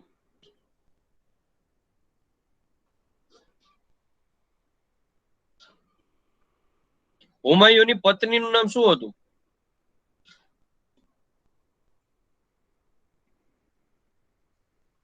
યાદ રાખજો, હમીદા બાનો બેગમ. શું નામ હતું? હમીદા બાનો બેગમ. અને એની બેનનું નામ શું હતું? ગુલબદન. ગુલબદન બાનો બેગમ. ગુલબદન. યસ, ગુલબદન બાનો બેગમ. ખાસ યાદ રાખવાનું રહેશે. ઓકે, 1857 નો સંગ્રામમાં તમારે લોકોએ ખાસ યાદ રાખવાનું રહે. બીજી મહત્વની વસ્તુ તમારે લોકોએ યાદ રાખવાની રહે કે આના માટે સ્વતંત્રતા માટેની પછી ઘણી બધી સંસ્થાઓ બનેલી હતી. તો આ બધી સંસ્થાઓ છે એના સ્થાપક કોણ હતા, કઈ સાલમાં સંસ્થા થઈ ને એના સ્થાપક કોણ હતા, અને કઈ સાલમાં કઈ જગ્યાએ, આ બધી સંસ્થાઓના નામ યાદ રાખવા પડે. અને એમાંની એક અતિ મહત્વની સંસ્થા જે ટોપિક તરીકે પૂછાય 1885 ને, જેનો આજે સ્થાપના દિવસ છે, ઇન્ડિયન નેશનલ કોંગ્રેસ. બરાબર છે. તો આ ઇન્ડિયન નેશનલ કોંગ્રેસની સ્થાપના ક્યારે થઈ? આજના દિવસે 28મી ડિસેમ્બર 1885. રેડી? તો આ ઇન્ડિયન નેશનલ કોંગ્રેસની સ્થાપના થઈ હતી. ચલો હું પ્રશ્ન પૂછું ઇન્ડિયન નેશનલ કોંગ્રેસમાંથી 5 થી 7 પ્રશ્ન. પહેલો પ્રશ્ન, ક્યાં થઈ સ્થાપના? કલકત્તામાં. બોમ્બે. મુંબઈમાં થઈ. કઈ સાલમાં થઈ? 1885. કઈ સ્કૂલમાં થઈ? ગોપાળદાસ તેજપાલ સંસ્કૃત વિદ્યાલય. ગોપાળદાસ તેજપાલ સંસ્કૃત મહાવિદ્યાલયની અંદર થઈ. કોણે કરી? A.O. Hume. Allan Octavian. Ellen Octavian Hume. Yes. સૌથી વધારે અધિવેશન ક્યાં ભરાયેલા હતા? કલકત્તા. કેટલા?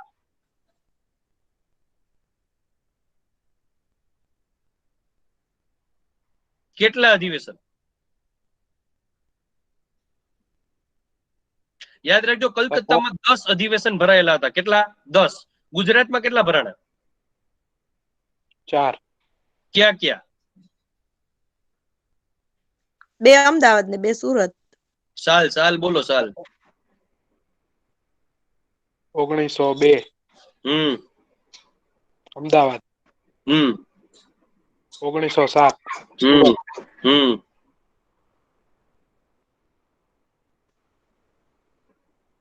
1921 અમદાવાદ પાછો. 1938 સુરત. હરિપુરા. Very good. 1902, 1907, 1921, 1938 4 અધિવેશન ભરાયેલા હતા. અમદાવાદ સુરત. સુરત વાળા બે કામના છે. કારણ કે 1907 માં શું થયું હતું? કોંગ્રેસના બે ભાગલા પડ્યા હતા, જહાલવાદ અને મવાલવાદ, લાલ બાલ પાલ અને અરવિંદ ઘોષ. બરાબર છે. મારી યુટ્યુબ ચેનલ છે ને ભાઈ કોમ્પિટિટિવ ડીજી ક્લાસ, એના ઉપર આજે કોંગ્રેસનો વિડીયો આવી જશે, તમે લોકો જોઈ લેજો, ખાસ કરીને સબસ્ક્રાઇબ કરી લેજો. બરાબર, કોંગ્રેસનો આજે ફૂલ ડિટેલ વિડીયો આવશે, તમે લોકો ખાસ જોઈ લેજો, એની બારે કઈ પ્રશ્ન નહીં જાય. તો ઈ વિડીયો જોઈ લેજો. 5 થી 10 મિનિટનો મેક્સિમમ વિડીયો બનશે, પણ સટ્ટી તમને મારી સ્પીડ ખબર જ હશે, ધડાધડ જ જાતું હશે, એટલે એમાં લગભગ બધું કવર થઈ જશે.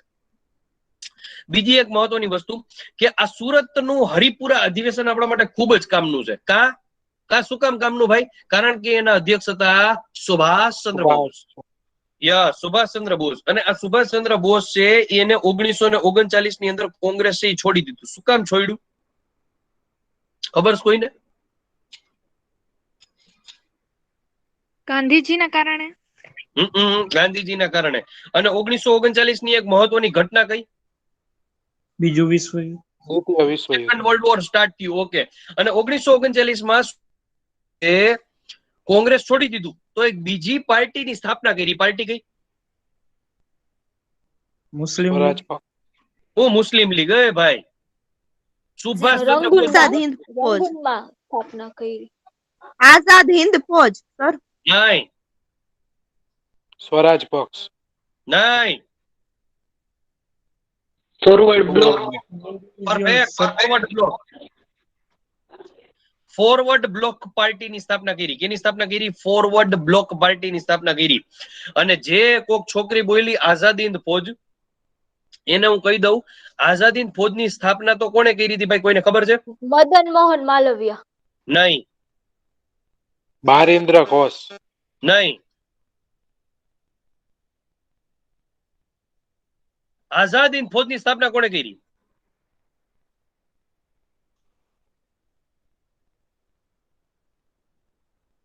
યાદ રાખજો, કેપ્ટન મોહનસિંહ દ્વારા કરવામાં આવેલી હતી. બરાબર છે. એના પછી અધ્યક્ષ બન્યા રાસ બિહારી બોઝ ને એના પછી અધ્યક્ષ બન્યા સુભાષચંદ્ર બોઝ. ભાઈ મને આટલા ઉપરથી એટલી ખબર પડી ગઈ કે તમે લોકોએ ટેક્સ્ટ બુક નથી વાંચી. યાદ રાખજો, આજથી જ કલ કરો છો આજ ને આજ કરો છો અબ, તમે લોકો 6 થી 12 ધોરણની સમાજ વિદ્યાની ટેક્સ્ટ બુક છે ને ખાસ વાંચી નાખો. 6 થી 12 ધોરણની સમાજ વિદ્યાની ટેક્સ્ટ બુક ખાસ વાંચી નાખો, તો જ તમારું હિસ્ટ્રીમાં એને ભેગું થાય. કારણ કે તમે તૈયારી કરો ડીવાયએસઓ ની, પણ તમને બેઝિક ખબર નથી ભાઈ. ડીવાયએસઓ ની તૈયારી એ જ માણસ કરતો હોય કે જેનું ગ્રેજ્યુએશન પૂરું થઈ ગયું હોય, પણ તમને 6 થી 12 ની સમાજ વિદ્યામાં જ લોચા છે. આમાં મારે કલાકોમાં કોર્સ કેમ પૂરો કરવો તમારો? બરાબર છે. એટલે તમારે લોકોએ ખાસ કરીને 6 થી 12 ની ટેક્સ્ટ બુક છે ને આજથી જ ચાલુ કરી દેજો. ભલે વાર લાગે, ઉજાગરો કરવો પડે, પણ તમે લોકો ધડાધડ આજે 6-7 ની વાંચી નાખો, કાલે 8મા ની વાંચી નાખો, પરમદી 9મા ની વાંચી નાખો, 2 દી 10મા ની વાંચી નાખો, પછી 2 દી 11મા ની, પછી 2 દી 12મા ની. ધડાધડ ચાલુ જ કરી દો, કારણ કે નીતર તમારું ભેગું નહીં થાય. બરાબર છે. પછી 3 ભાગ પડે. એક તો 1885 થી લઈને 1900 સુધીની મહત્વની ઘટના. બીજો ભાગ પડે 1900 થી લઈને 1920 સુધીની મહત્વની ઘટના. અને ત્રીજો ભાગ પડે 1920 થી લઈને 1947 સુધીની મહત્વની ઘટના. અને ચોથો ભાગ પડે આઝાદી પછીની ઘટના. અને એના પછીનો ભાગ પડે મહાગુજરાત આંદોલન. આ તમારો સંપૂર્ણ સિલેબસ કવર થાય. ખબર પડે છે બધા લોકોને? હા સર. ચલો, આમાં ટોપિકમાં કોઈને કઈ ડાઉટ હોય તો બોલી જાવ.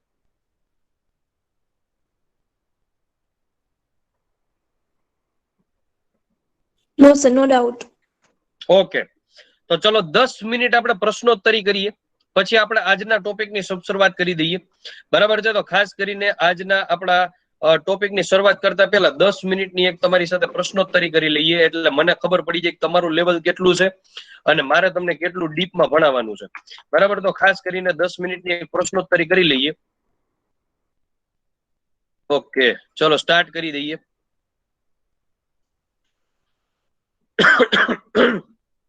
ઓકે, પેલો પ્રશ્ન પૂછું, આડવડા પ્રશ્ન પૂછીશ, પ્રાચીન, મધ્યકાલીન, અર્વાચીન બધાયમાંથી. બરાબર છે. તમારે લોકોએ જવાબ દેવાના રહેશે. પહેલો પ્રશ્ન, ગાંધીજીનો જન્મ કઈ તારીખે થયો? તારીખ વાઇઝ બોલો. ભાદરવા સુદ 13. નહીં, ઈ તિથિ પ્રમાણે બોલ્યો ને તિથિ એ ખોટી છે યોગેશ. બીજી 2nd ઓક્ટોબર 1869 કેટલી? બીજી ઓક્ટોબર 1869 બીજી 1869. ઓક્ટોબર 1869. યસ, બીજી October 1869. Very good. 2nd October 1869.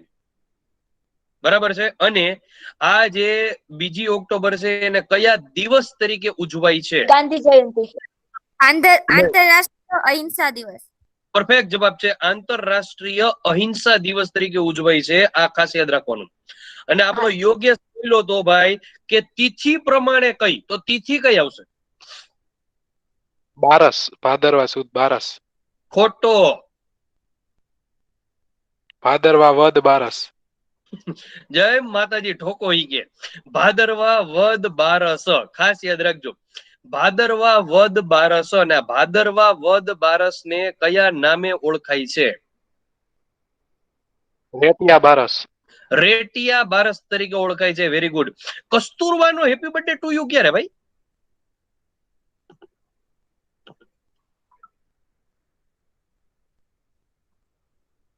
ખ્યાલ નથી સર. 11 એપ્રિલ 1869. પરફેક્ટ જવાબ છે. કોણ બોલ્યું ભાઈ? કીર્તિ. હા.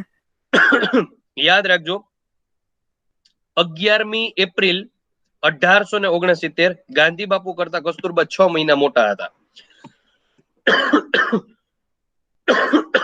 બીજી વસ્તુ તમારે લોકો યાદ રાખવાની, કસ્તુરબાના બર્થડે ને કયા દિવસ તરીકે ઉજવાય છે?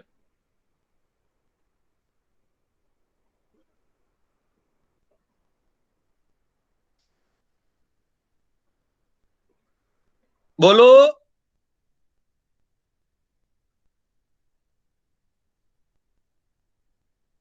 નો આઈડિયા સર.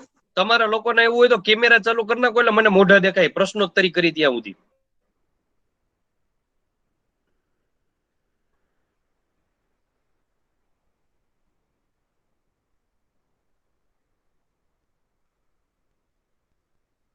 Sibling day. નહીં. યાદ રાખજો, રાષ્ટ્રીય માતૃત્વ દિવસ તરીકે ઉજવાય. કયા દિવસ તરીકે ઉજવાય?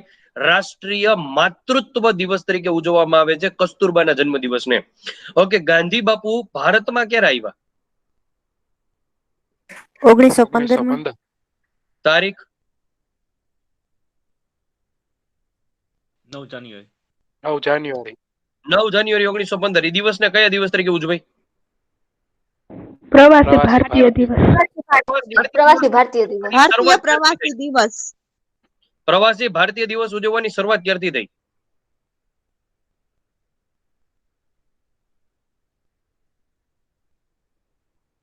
બે 2003 થી. 2003 થી. Very very very good. ખાસ યાદ રાખજો. અને પ્રવાસી ભારતીય દિવસ છે ઈ એકે વાર ગુજરાતમાં ઉજવવાનો છે, હા કે ના?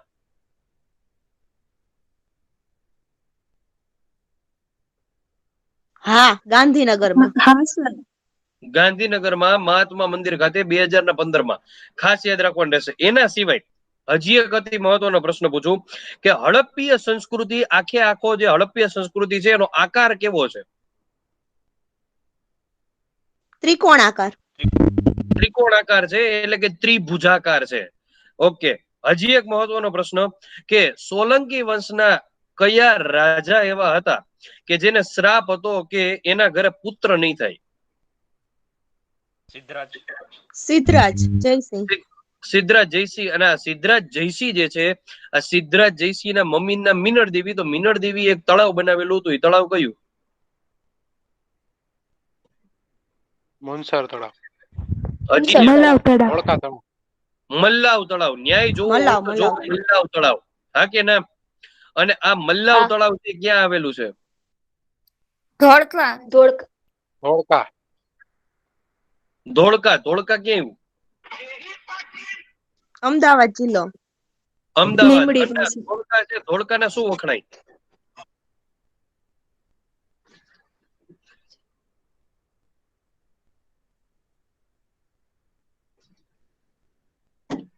ધોળકાનું કઈક વખણાય, શું વખણાય? જામફળ. વેરી ગુડ, જામફળ. મોટા કે લાલ? મોટા. તો લાલ મોટા. ક્યાંના? ભાવનગર. ભાવનગર. ભાવનગર નું નામ શું? ગોહેલવાડ. અને ગુજરાતની સંસ્કારી નગરી એટલે કઈ? નડિયાદ. વડોદરા. વડોદરા. વડોદરા. અને સૌરાષ્ટ્રની સંસ્કારી નગરી એટલે કઈ? ભાવનગર. જામનગર. ભાવનગર. ભાવનગર. જામનગર ની જગ્યાએ શું આવશે? ભાવનગર. ક્લિયર થઈ છે બધાને? હા સર. ઓકે. હા સર. વાઇબ્રન્ટ ગુજરાત સબમિટ જે છે, વાઇબ્રન્ટ ગુજરાત સબમિટ એ ક્યારથી ચાલુ કરવામાં આવી? 2011. નહીં. 2008. નહીં. 2019. બસ બસ બસ બસ બસ બસ બસ બસ બસ બસ 2012. બસ 2003. યાદ રાખજો, વાઇબ્રન્ટ ગુજરાત સમિટ દર 2 વર્ષે ઉજવાય છે. મહાત્મા મંદિર ખાતે ઉજવાય છે. દર 2 વર્ષે ઉજવવામાં આવે છે. 2003 માં થઈ, 2005 માં, 2007, 2009, 11, 13, 15, 17 અને 19. 19 માં 9મી થઈ અને હવે થશે 21 માં, ઈ થશે 10મી. બરાબર છે? આ ખાસ યાદ રાખવાનું રહેશે. આપણા શ્યામજી કૃષ્ણ વર્મા છે, એ ક્યાં ગામના હતા? ક્યાં ગામના હતા? માંડવી. માંડવી કચ્છ. તાલુકો હે માંડવી. તો માંડવી. હું બોલ્યો ક્યાં ગામના હતા? કચ્છ. એ મોટા કચ્છ જિલ્લો હે.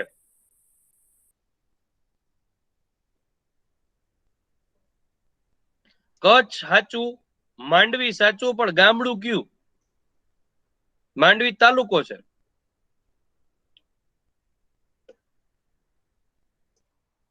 યાદ રાખજો, મસ્કા ગામના વતની હતા. કયું ગામ? મસ્કા. અમદાવાદની અંદર શું વખણાય? મસ્કા બન. આ મસ્કા બન ઉપરથી યાદ રાખી લેવાનું, મસ્કા ગામ. ક્લિયર છે? યસ. Okay okay. આ શ્યામજી કૃષ્ણ વર્માએ ઇંગ્લેન્ડ ની અંદર એક ઘર બનાવેલું હતું. એ કયું ઘર? India house.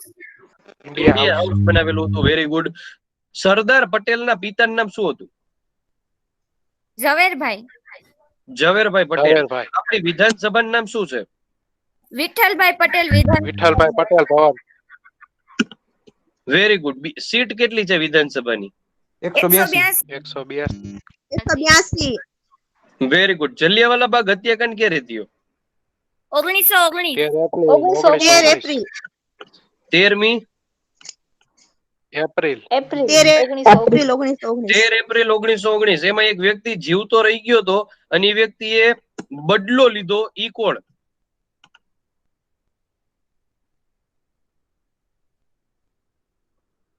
ભગતસિંહ. નહીં. ઉધમસિંહ. પરફેક્ટ જવાબ છે. કોણ બોલ્યું? જયેન્દ્રસિંહ. કુલદીપ. યસ. ઓકે. ઉધમસિંહ. યાદ રાખજો, ઉધમસિંહ 1819 ના જે 1919 ની અંદર જે જલિયાવાલા બાગ હત્યાકાંડ થયો હતો એમાં બાપુ જીવતા રહી ગયા હતા. 1940 ની અંદર બદલો લીધો અને 31મી જુલાઈ 1940 ના રોજ એને ફાંસીના માચડે ચડાવી દેવામાં આવ્યા અને જનરલ ડાયર ને સ્ટેજ ઉપર જઈને 6 ગોળીઓ ઠોકી દીધી હતી. બરાબર. ઈ શહીદ ઉધમસિંહ. સૌથી નાની ઉંમરે કોને ફાંસી આપવામાં આવી? ખુદીરામ બોસ. કઈ સાલમાં?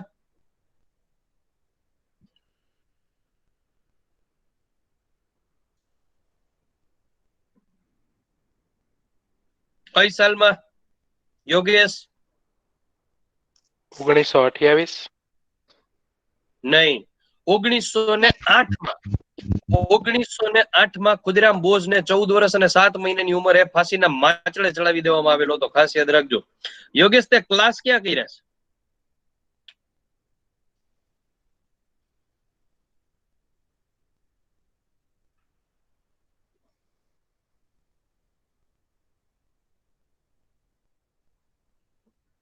હે યોગેશ?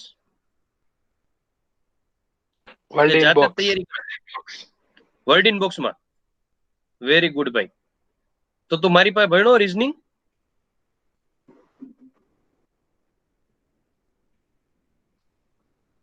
કઈ બ્રાન્ચ? બેયમાં જાતો જાસલ ને. નો સર. ઓકે ચાલો. બીજી મહત્વની વસ્તુ કે 1857 નો સંગ્રામ થયો. 1857 નો સંગ્રામ, એમાં ગુજરાતની એક અતિ મહત્વની ઘટના હતી. ઘટના કઈ?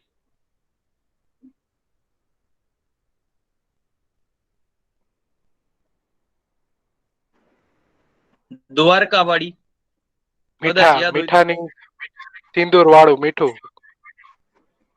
નહીં, ઈ સિંદૂર વાળું નહીં, ઈ બીજી ઘટના કેસ તું ભાઈ. જોધા માણેક અને મૂળું માણેક વાળી કોઈને ખબર છે? Yes sir. કઈ? દ્વારકાને અંગ્રેજોમાંથી મુક્ત કરાવી હતી. પરફેક્ટ જવાબ છે. જોધા માણેક અને મૂળું માણેક સ્ત્રી હતા કે પુરુષ? પુરુષ. તો વાંધો નહીં, અમુક લોકો સ્ત્રી માનતા હોય. જોધા માણેક અને મૂળું માણેક, આ ખાસ યાદ રાખવાનું રહેશે. ઓકે, ખાસ મહત્વનો પોઈન્ટ પૂછું છું, વિચારીને જવાબ દેજો શાંતિથી. કૃષ્ણ ભગવાન છે, કૃષ્ણ ભગવાન, આ કૃષ્ણ ભગવાનનો પાકો ભાઈબંધ એટલે સુદામો. આ સુદામાનો બર્થડે ક્યારે?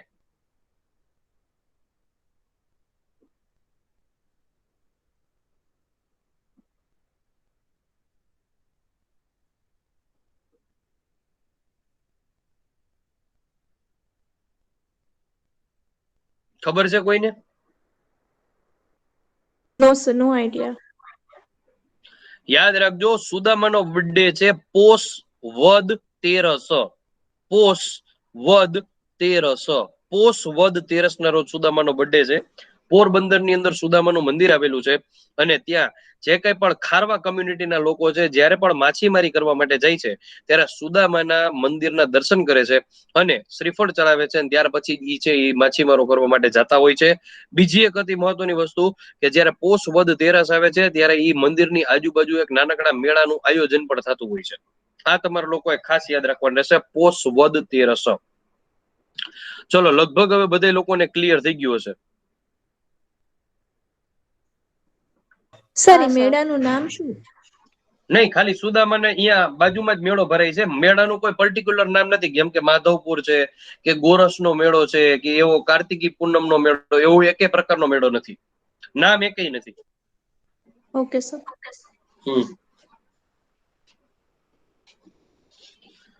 ચાલો, શરૂઆત કરી દઈએ આજથી જ. સર, આટલું બધું ફેક્ચ્યુઅલ યાદ રાખવું પડશે વિથ ડેટ. શું? વિથ ડેટ યાદ રાખવું પડશે બધું.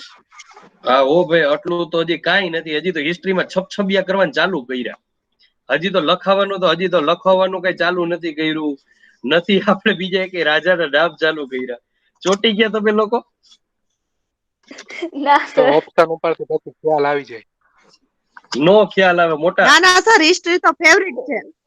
તો સર, હિસ્ટ્રી ફેવરિટ છે. 33 નો આંકડો રાખ્યો છે એટલે સર પૂછું છું કે આને લીધે તકલીફ પડે છે. હજી ડેટ વાળું જેના લીધે તકલીફ પડે છે, ડેટ યાદ રાખવી પડે છે ને આમાં. ડેટ યાદ રહી જાય, ચિંતા કરો મારા ઉપર, કારણ કે રોજ આપણે આવીને 10-15 મિનિટ એને રિવિઝન કરશું ધબધબાટી. એટલે ડેટ તો હું તમને ગોખાવી નાખીશ, મગજમાં નાખ દે એક ડેટું, ઈ ચિંતા ન કરો.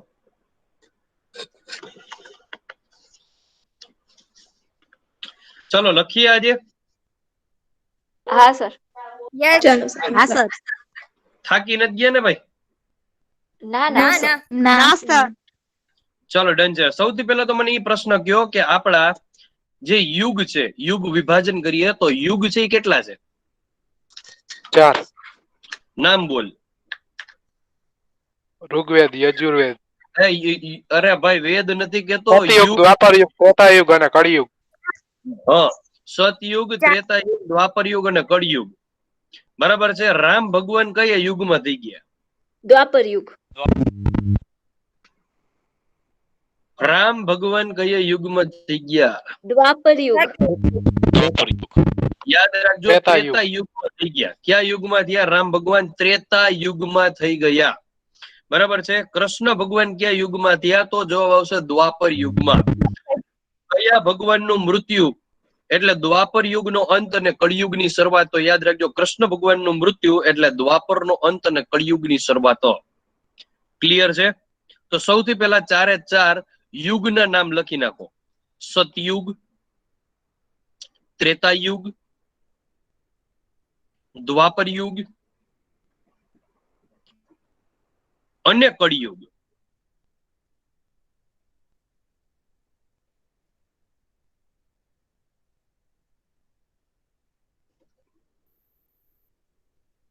નીચે નોટ કરીને લખી નાખો.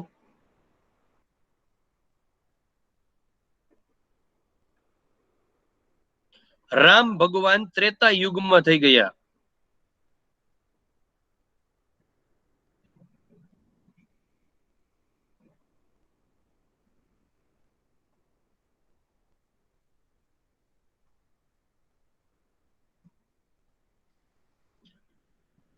જ્યારે કૃષ્ણ ભગવાન દ્વાપર યુગમાં થઈ ગયા.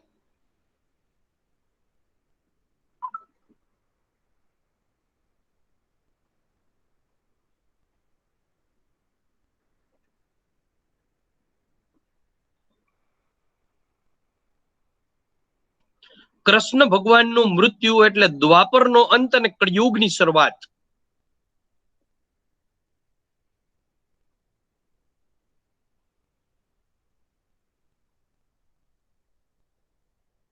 સર પાછું કયો ને. દ્વાપર યુગ એટલે કૃષ્ણ ભગવાનનું મૃત્યુ એટલે દ્વાપરનો અંત અને કળિયુગની શરૂઆત.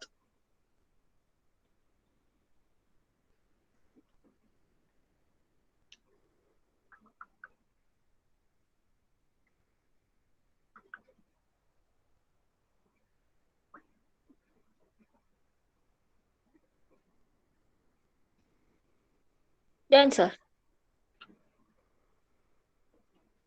બીજી મહત્વની વસ્તુ લખો કે ભારતનો ઇતિહાસ સૌ પ્રથમ 12મી સદીમાં, ભારતનો ઇતિહાસ સૌ પ્રથમ 12મી સદીમાં કવિ કાલહણ દ્વારા લખાયેલો હતો.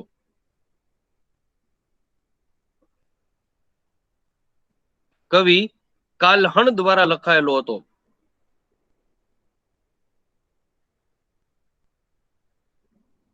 કયા કવિ? કલ્હણ.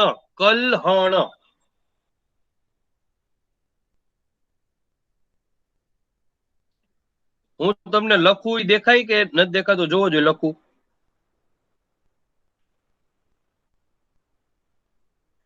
યસ સર, દેખાય છે? વિઝિબલ. Yes visible. Okay. કવિ કલ્હણ. અને આ કવિ કલ્હણે કયો ગ્રંથ લખ્યો? તો યાદ રાખજો, કવિ કલ્હણે 2 ગ્રંથ લખેલા હતા. પહેલા નંબરે લખેલો છે રાજતરંગિણી, બીજા નંબરે લખેલો છે કાશ્મીરનો પ્રવાસ. કવિ કલ્હણ દ્વારા 2 ગ્રંથ લખવામાં આવેલા છે. ઓકે, હવે તમે મને ઈ કયો ભાઈ કે આ જે કાશ્મીરનો પ્રવાસ છે એ બીજા કોઈ કવિ દ્વારા પણ લખવામાં આવેલો છે. એ કવિ કયા? કલાપી. કલાપીનું આખું નામ શું? સુરસિંહજી તખ્તસિંહજી ગોહિલ. તુલસી તખ્તસિંહજી ગોહિલ. સુરસિંહજી તખ્તસિંહજી ગોહિલ ક્યાંના વતની? લાઠી, અમરેલી જિલ્લો. અમરેલી. લાઠી, અમરેલીના વતની. તો હું તમને એમ કહું કે હિમાલયનો પ્રવાસ કોણે લખેલી છે? કાકા સાહેબ કાલેલકરે. કાકા સાહેબ કાલેલકરનું આખું નામ શું? દત્તાત્રેય બાલકૃષ્ણ કાલેલકર. ઓકે, એને ગાંધીજી દ્વારા એક બિરુદ આપવામાં આવેલું હતું. એ કયું? સવાઈ ગુજરાતી. સવાઈ ગુજરાતીનું બિરુદ ગાંધીજીને શું કામ આપ્યું? તેઓ ગુજરાતના નહોતા, મહારાષ્ટ્રના સતારામાં જન્મ હતો, છતાં ગુજરાતને સારી રીતે જાણતા હતા. ના.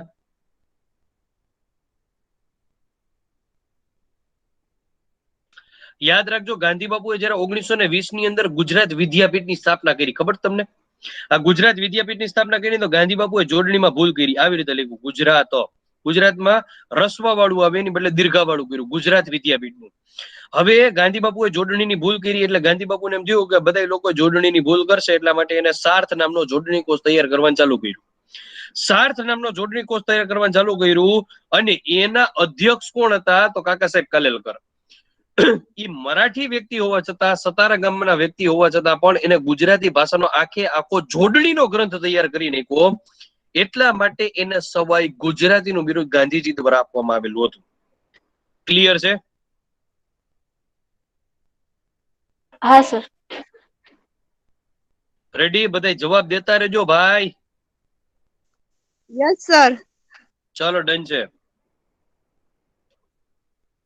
ઓકે, હવે હું તમને લોકોને એમ કહું કે અહીંયા જ એક 1784 ની અંદર એક સંસ્થાની સ્થાપના થઈ.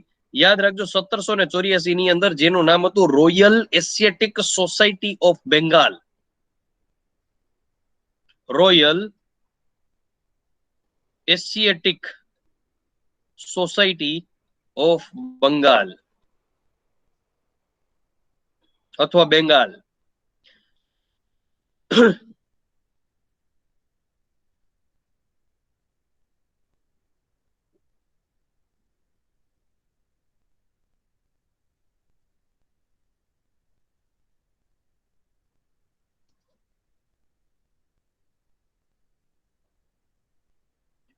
ચલો બીજો મહત્વનો પોઈન્ટ કરીને લખજો. સૌ પ્રથમ કાયદાકીય ગ્રંથ એટલે મનુસ્મૃતિ. સૌ પ્રથમ કાયદાકીય ગ્રંથ એટલે મનુસ્મૃતિ.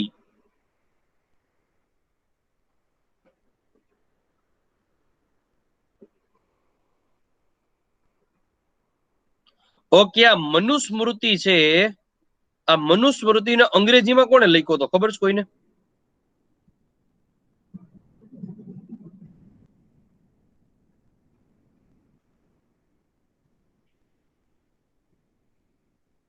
મનુસ્મૃતિને અંગ્રેજીમાં કોણે લખેલો હતો?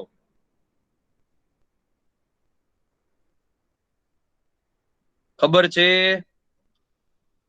Max Muller. Max Muller.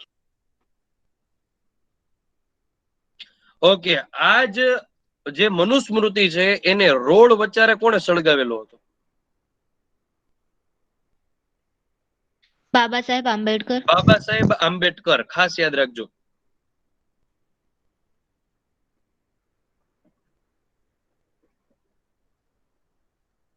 કેમ સર, એનું શું કારણ છે? બહુ મોટું કારણ છે, સમજાવું. જો સાંભળો, બાબા સાહેબ આંબેડકર છે ને, પેલાના સમયમાં આપણને લોકોને ખબર છે કે ચાર વર્ણ હતા: બ્રાહ્મણ, ક્ષત્રિય, શુદ્ર અને વૈશ્ય. આ ચાર વર્ણ હતા. બાબા સાહેબ આંબેડકર છે ને, ઈ આમ જોવા જાવ તો ડબલ પીએચડી હતા. ખાલી સિંગલ પીએચડી નહીં, ડબલ પીએચડી હતા. ડબલ પીએચડી હતા. ઇંગ્લેન્ડ થઈને બેરિસ્ટર પણ થઈ ગયા. અહીંયા ઇંગ્લેન્ડની સાથે તો બધા એની ભેગા વ્યવસ્થિત રીતે રહેતા. અંગ્રેજો હોય કે ભારતીયો હોય, બધા એની સાથે વ્યવસ્થિત રહેતા. હવે બાબા સાહેબ આંબેડકરને ભણવા મોકલેલા હતા મહારાજા સયાજીરાવ ગાયકવાડ ત્રીજાએ. હવે એ સમયમાં એવું હતું કે મહારાજા સયાજીરાવ ગાયકવાડ ત્રીજા એને ભણવા માટે મોકલેલા હતા, એટલે એનું એજ્યુકેશન કમ્પ્લીટ થઈ જાય, એટલે એને એના દરબારની અંદર થોડાક સમય માટે નોકરી કરવાની, એટલે કે one type of contract sign કરાવેલો હતો. હવે બાબા સાહેબ આંબેડકર જેવા પાછા આવે છે, એટલે બાબા સાહેબ આંબેડકરે શું કર્યું તો કે એક હોટલમાં રહેવા માટેની કોશિશ કરી. હોટલમાં રહેવા માટેની કોશિશ કરી તો પોતાનું નામ સાંભળીને એને કોઈ રહેવા ન દીધા. બરાબર છે, કારણ કે એ કે કાસ્ટ ઇસ્યુ આવ્યો, રહેવા ન દીધા. એને કોઈ જગ્યાએથી પાણી નો પીવા દેવામાં આવે. બરાબર, બાબા સાહેબ આંબેડકરે પોતાનું નામ બદલી નાખ્યું અને પછી હોટલમાં રહ્યા અને અંધારામાં અંદર ને અંદર જ રહેતા. 3 દિવસ પછી ખબર પડી કે આ વ્યક્તિ છે નામ બદલીને રહે છે અને ઈ આ નીચલી જાત વાળો છે, એને અહીંયા રહેવું ન જોઈએ. એટલા માટે બાબા સાહેબ આંબેડકરને હોટલમાંથી બહાર કાઢીને રોડ વચારે મારવામાં આવ્યા. પછી બાબા સાહેબ આંબેડકરને એવો વિચાર આવ્યો કે ભાઈ હું તો આટલો ભણેલો છું, હું આટલો એજ્યુકેટેડ છું, ડબલ પીએચડી છું, ઇંગ્લેન્ડમાં મારી સાથે આવો એક પ્રકારનો બિહેવિયર કરવામાં નથી આવ્યો, અને મારા જ દેશમાં આટલો ભણેલો હોવા છતાં પણ મારી યારે જો આવો તુચ્છ વ્યવહાર કરવામાં આવતો હોય તો મારા બીજા બધા ભાઈ બેન છે જે ભણેલા નથી, જે અભણ છે, એ લોકો હારે તો કેવો વર્તાવ કરવામાં આવતો હશે.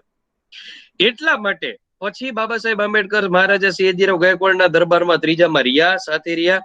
પછી એને વિચાર્યું કે જેટલા પણ હિન્દુઓ હતા, જેટલા પણ બ્રાહ્મણો હતા, એ સૌથી વધારે કોને માનતા? મનુસ્મૃતિને માનતા.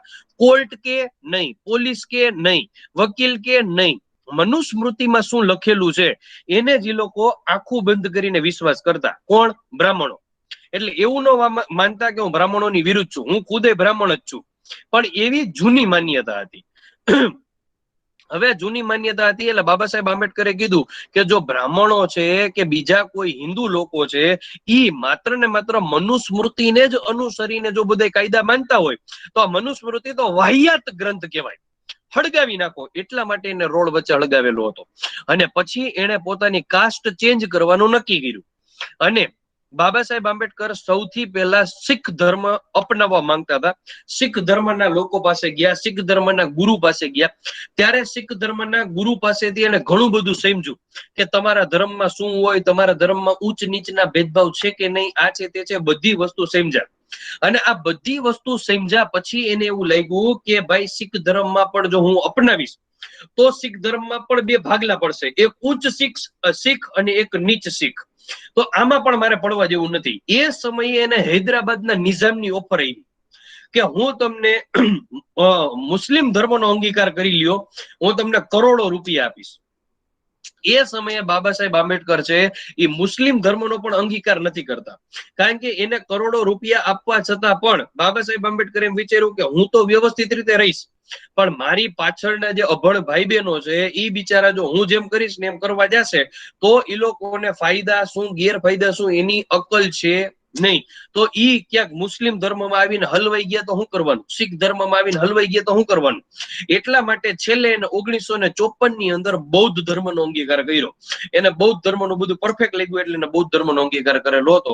અને ત્યાર પછી બાબા સાહેબ આંબેડકરે કીધું કે મારે હવેથી માત્ર ને માત્ર બૌદ્ધ ધર્મમાં જ અંગીકાર કરીશ ને. ત્યારે એવું કહેવાય છે કે બાબા સાહેબ આંબેડકર સાથે ઘણા બધા લોકો હતા કે જેને બૌદ્ધ ધર્મનો અંગીકાર કરી લીધેલો હતો.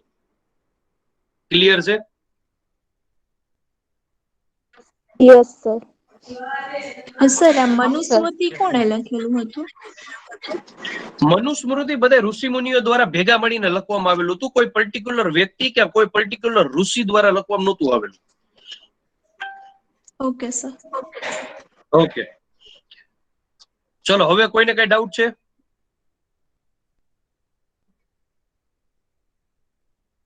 ઓકે, હવે યાદ રાખજો, ઇતિહાસ બીજા ક્યાંથી જાણી શકાય છે આપણે? તો આપણને લોકોને ખબર હોવી જોઈએ કે આ ઇતિહાસ છે આપણને ખબર છે કે મનુસ્મૃતિમાંથી જાણવા મળે છે. એના સિવાય કાશ્મીરનો જે પ્રવાસ છે એમાંથી જાણવા મળે છે. રાજતરંગીણી જે ગ્રંથ છે એમાંથી જાણવા મળે છે. એના સિવાય આપણે હમણાં જે ધાર્મિક સાહિત્ય લખશું, રામાયણ લખશું, મહાભારત લખશું, બરાબર છે, બ્રાહ્મણ ગ્રંથો લખશું, એ બધાયમાંથી આપણને લોકોને ક્યાંક ને ક્યાંક છે ભારતનો ઇતિહાસ છે અને ગુજરાતના ઇતિહાસના ક્યાંક ને ક્યાંક અવશેષો છે આપણને જોવા મળે છે. પણ અમુક એવા વ્યક્તિઓ છે કે જેને અમુક બુકો લખેલી છે, તો એ આપણે બુકો છે એ ખાસ યાદ રાખવી પડે. કોણે, કયા લેખકે કઈ બુક લખી છે એ તમારા લોકો મને કહેતો જવાનું રહેશે ને હું બોલતો જઈશ, તમારા લોકો કહેતો જવાનું. નો આવડે તો હું લખાવતો જઈશ. સૌથી પહેલા આપણે વાત કરીએ કૌટિલ્ય. કઈ બુક લખી? અર્થશાસ્ત્ર. લખતા જાજો. બાણભટ્ટ. કાદંબરી. નહીં, કાદંબરી તો લખી છે કવિ બાણભટ્ટે. એના સિવાય હજી એક લખેલી છે જેમાંથી ઇતિહાસ જાણવા મળે છે.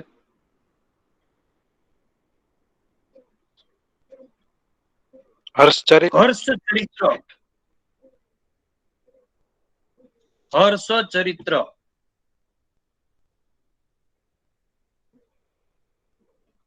પછી અશ્વઘોષ. અશ્વઘોષ કોણે લખી? અશ્વઘોષ દ્વારા કઈ બુક લખવામાં આવેલી છે?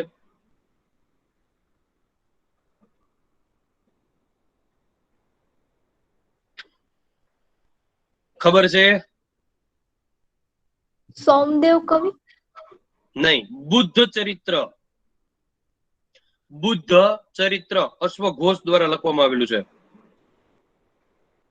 પછી હમણાં જ આપણે વાત કરી કવિ કાલ્હણ. કવિ કાલ્હણ દ્વારા કઈ બુક લખાયેલી છે? રાજ તરંગીણી અને કાશ્મીરનો પ્રવાસ. સર કાલ્હણ કે કલ્હણ?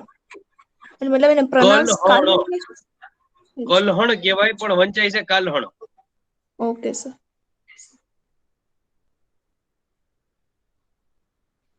પછી વિષ્ણુ શર્મા. પંચતંત્ર. પંચતંત્ર. Panchatantra, very good. પતંજલિ. યોગ સૂત્ર. યોગ દર્શન. યોગ સૂત્ર અને મહાભાષ્ય બંને. યોગ સૂત્ર અને મહાભાષ્ય બંને લખાયેલી છે.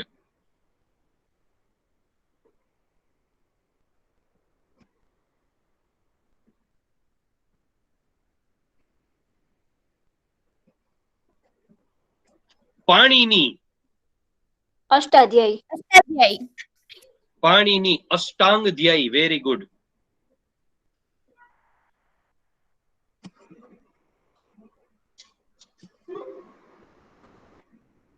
મેગેસ્થનીસ. ઇન્ડિકા. ઇન્ડિકા કેટલા ભાગમાં? 7. 7 ભાગમાં, વેરી ગુડ.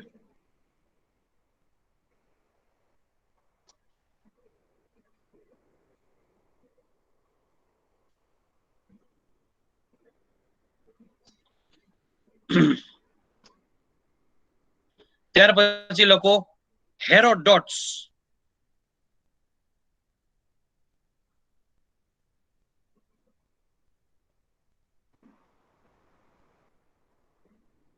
હેરોડોટ્સ. હિસ્ટોરિકા. હિસ્ટોરિકા.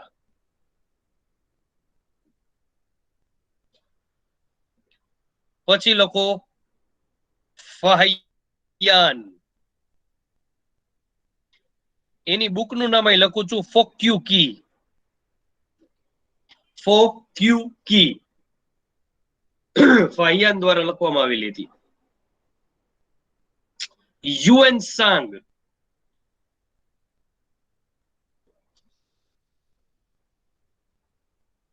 સીયુકી.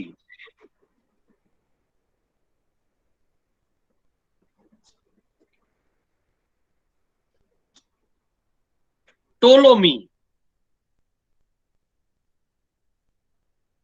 ટોલોમી લખ્યું ભૂગોળ. સર સીયુકે નું કોઈ ફૂલ ફોર્મ છે કે ખાલી એટલું જ નામ છે? નામ એટલું જ છે, સીયુકી. Okay sir. ફૂલ ફોર્મ હોય તો હજી સુધી મારે ક્યાંય વાંચવામાં આવ્યું નથી મેડમ. Okay sir. પછી લખજો પ્લિની. પ્લિની એ લખી Natural natural Historica. હિસ્ટોરિકા, very good. Natural હિસ્ટોરિકા પ્લિની દ્વારા લખવામાં આવી.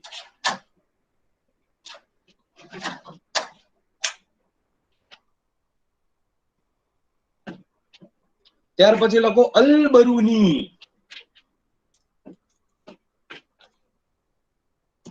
કિતાબ ઉલ હિન્દ. કઈ કઈ કઈ? કિતાબ ઉલ હિન્દ. નહીં, કિતાબ ઉલ હિન્દ નહીં, તહેરીકે હિન્દ.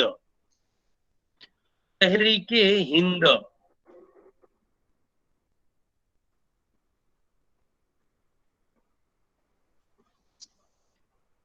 તહેરીકે હિન્દ. એના લેખક નું નામ શું કીધું સર? તહરીકે હિન્દ. અલ-બરૂની. અલ-બરૂની. સર આ કિતાબ ઉલ હિન્દ એમનું જ છે ને? કિતાબુલ હિન્દ છે ને, ઈ તહેરીકે હિન્દ નું જ બીજું નામ છે. પણ ઈ જે છે ને તહેરીકે હિન્દ છે ને ભારતીય નામ છે, અને કિતાબ ઉલ હિન્દ છે ને ઈ તુર્કી ભાષાનું નામ છે ઈ જ. Okay sir.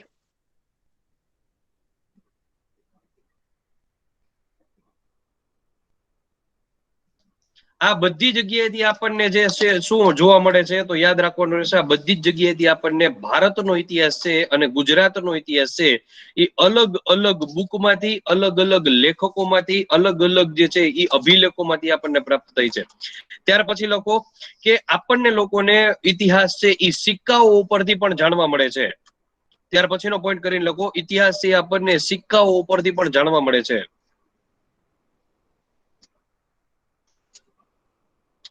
અને જે પેલાના સમયમાં સિક્કા આવતા એ કેટલા માર્ક વાળા હતા? પંચમાર્ક. 5 માર્ક વાળા હતા. અને 5 માર્ક વાળા સિક્કા હતા, એ 5 માર્ક વાળા સિક્કાને શું કહેવાતું? आहत सिक्का. आहत સિક્કાઓ.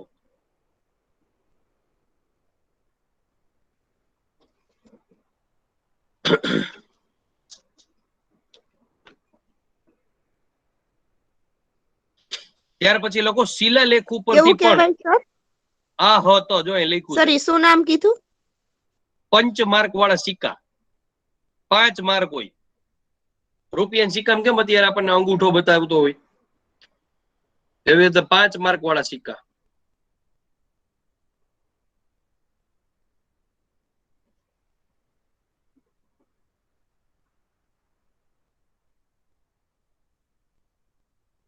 ત્યાર પછી લોકો આપણને ભારતનો ઇતિહાસ છે એ શિલાલેખો ઉપરથી પણ જાણવા મળે છે.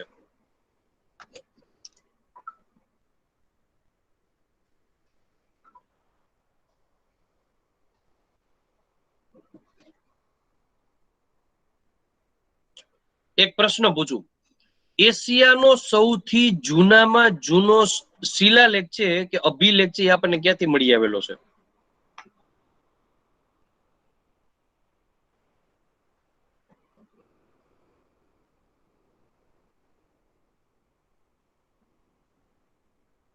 ખબર છે?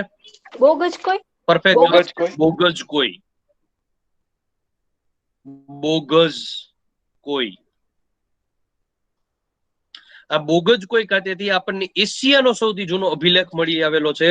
અને બોગજ કોઈ કે મધ્ય એશિયા. ખાસ યાદ રાખજો. અને આ મધ્ય એશિયામાં એવું છે બોગજ કોઈ ને મોગજ કોઈની અંદરથી ઘણા બધા ભગવાનના નામ આપણને મળી આવેલા છે, જેમ કે ઇન્દ્ર છે, મિત્ર છે, વરુણ છે, બરાબર છે. પછી તો કે અશ્વિની કુમારો છે. આ બધાના નામ આપણને બોગજ કોઈની અંદરથી મળી આવેલા છે.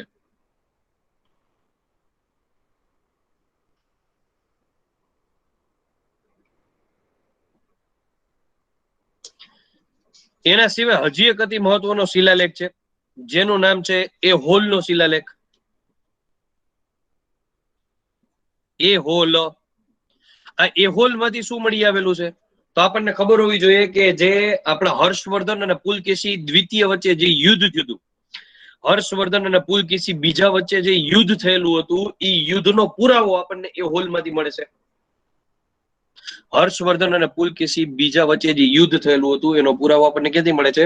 એ હોલ માંથી મળે છે.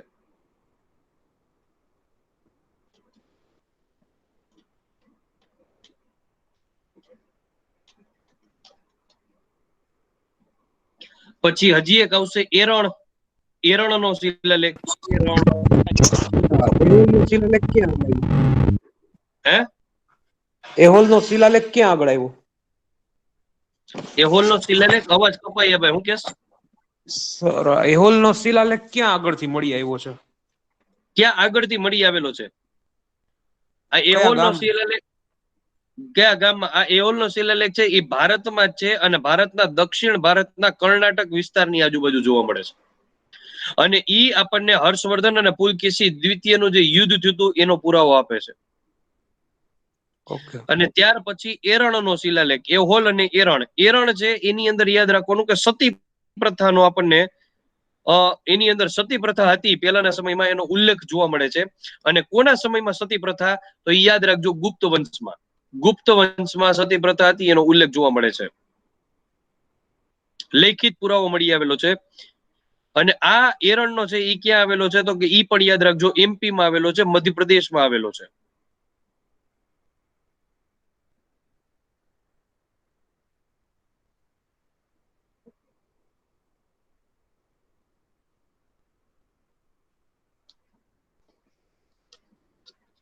ચલો અહીંયા સુધી બધા લોકોને ક્લિયર છે ભાઈ? Yes sir. Yes sir. કોઈને કઈ હા ડાઉટ? સર.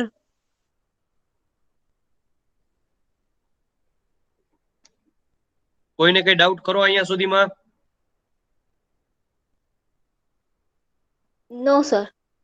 ઓકે, તો આપણે ઇતિહાસ સંપૂર્ણ ક્યાંથી જાણવા મળે છે એ આપણે જોઈ લીધું, સિક્કા ઉપરથી, અભિલેખ ઉપરથી, શિલાલેખ ઉપરથી. એના સિવાય આપણને લોકોને હજી ગુજરાતમાંથી મળી આવેલો છે, એ પણ લખી નાખો ખાસ. અશોકનો શિલાલેખ. અશોકનો શિલાલેખ ક્યાંથી જોવા મળે છે? ગુજરાતના જુનાગઢ ખાતેથી.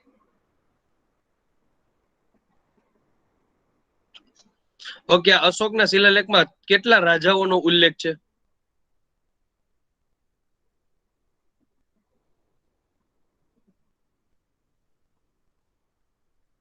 રુદ્રદામાં. કેટલા રાજાઓનો ઉલ્લેખ છે?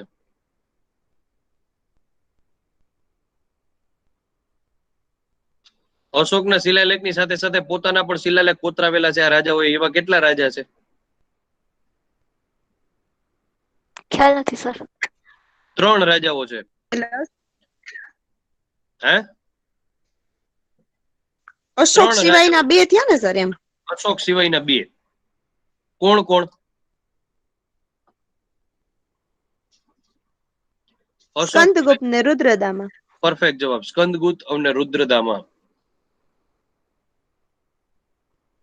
અને કૌંસમાં લખી નાખજો આ અશોકનો શિલાલેખ છે એ ક્યાં આવેલો છે? ખાસ કૌંસમાં લખી નાખજો, દામોદર કુંડની બાજુમાં જુનાગઢ. અને દામોદર કુંડમાં નરસિંહ મહેતા નાવા જતા ત્યારે રામગીરી ગાતા, રામગીરી, અને પાછા આવતા ત્યારે પ્રભાતિયા ગાતા.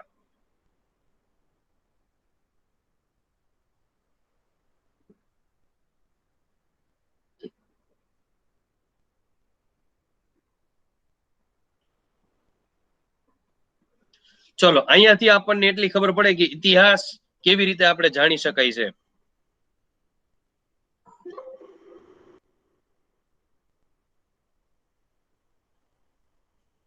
ચલો, અહીંયા સુધી કોઈને પણ કઈ ડાઉટ હોય તો બોલી જાઓ ધડાધડ.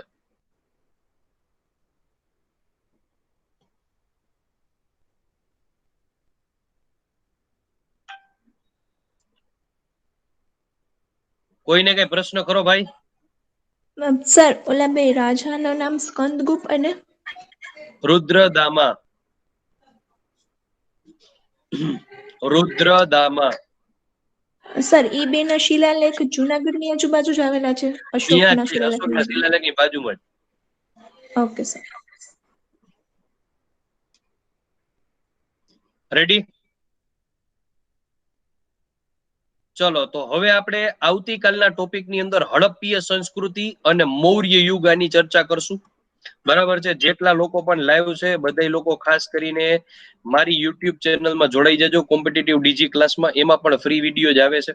બરાબર? એના સિવાય તમારા લોકોને જો મારા વોટ્સઅપ ગ્રુપમાં જોઈન થવું હોય તો તમારું નામ લખી CCDC લખી અને મોકલી દેજો, એટલે હું તમને લોકોને મારા વોટ્સઅપ ગ્રુપની અંદર એડ કરી દઈશ. બરાબર? એમાં મારા બધા ફ્રી વિડીયોની નોટિફિકેશન તમને લોકોને મળતી રહેશે, તો ત્યાંથી પણ તમે લેક્ચર છે જોઈ શકશો. રેડી? તો આજના લેક્ચરમાં કઈ ડાઉટ ન હોય તો આપણે લેક્ચર પૂરો કરીએ. આવતીકાલના સેશનમાં આપણે લોકો મળશું. સર તમારો મોબાઈલ નંબર લખાવી દો. PPT માં નીચે તો લખેલો હતો મેડમ. એટલે એ જ છે ને એમ? ઈ જ છે 9428744343.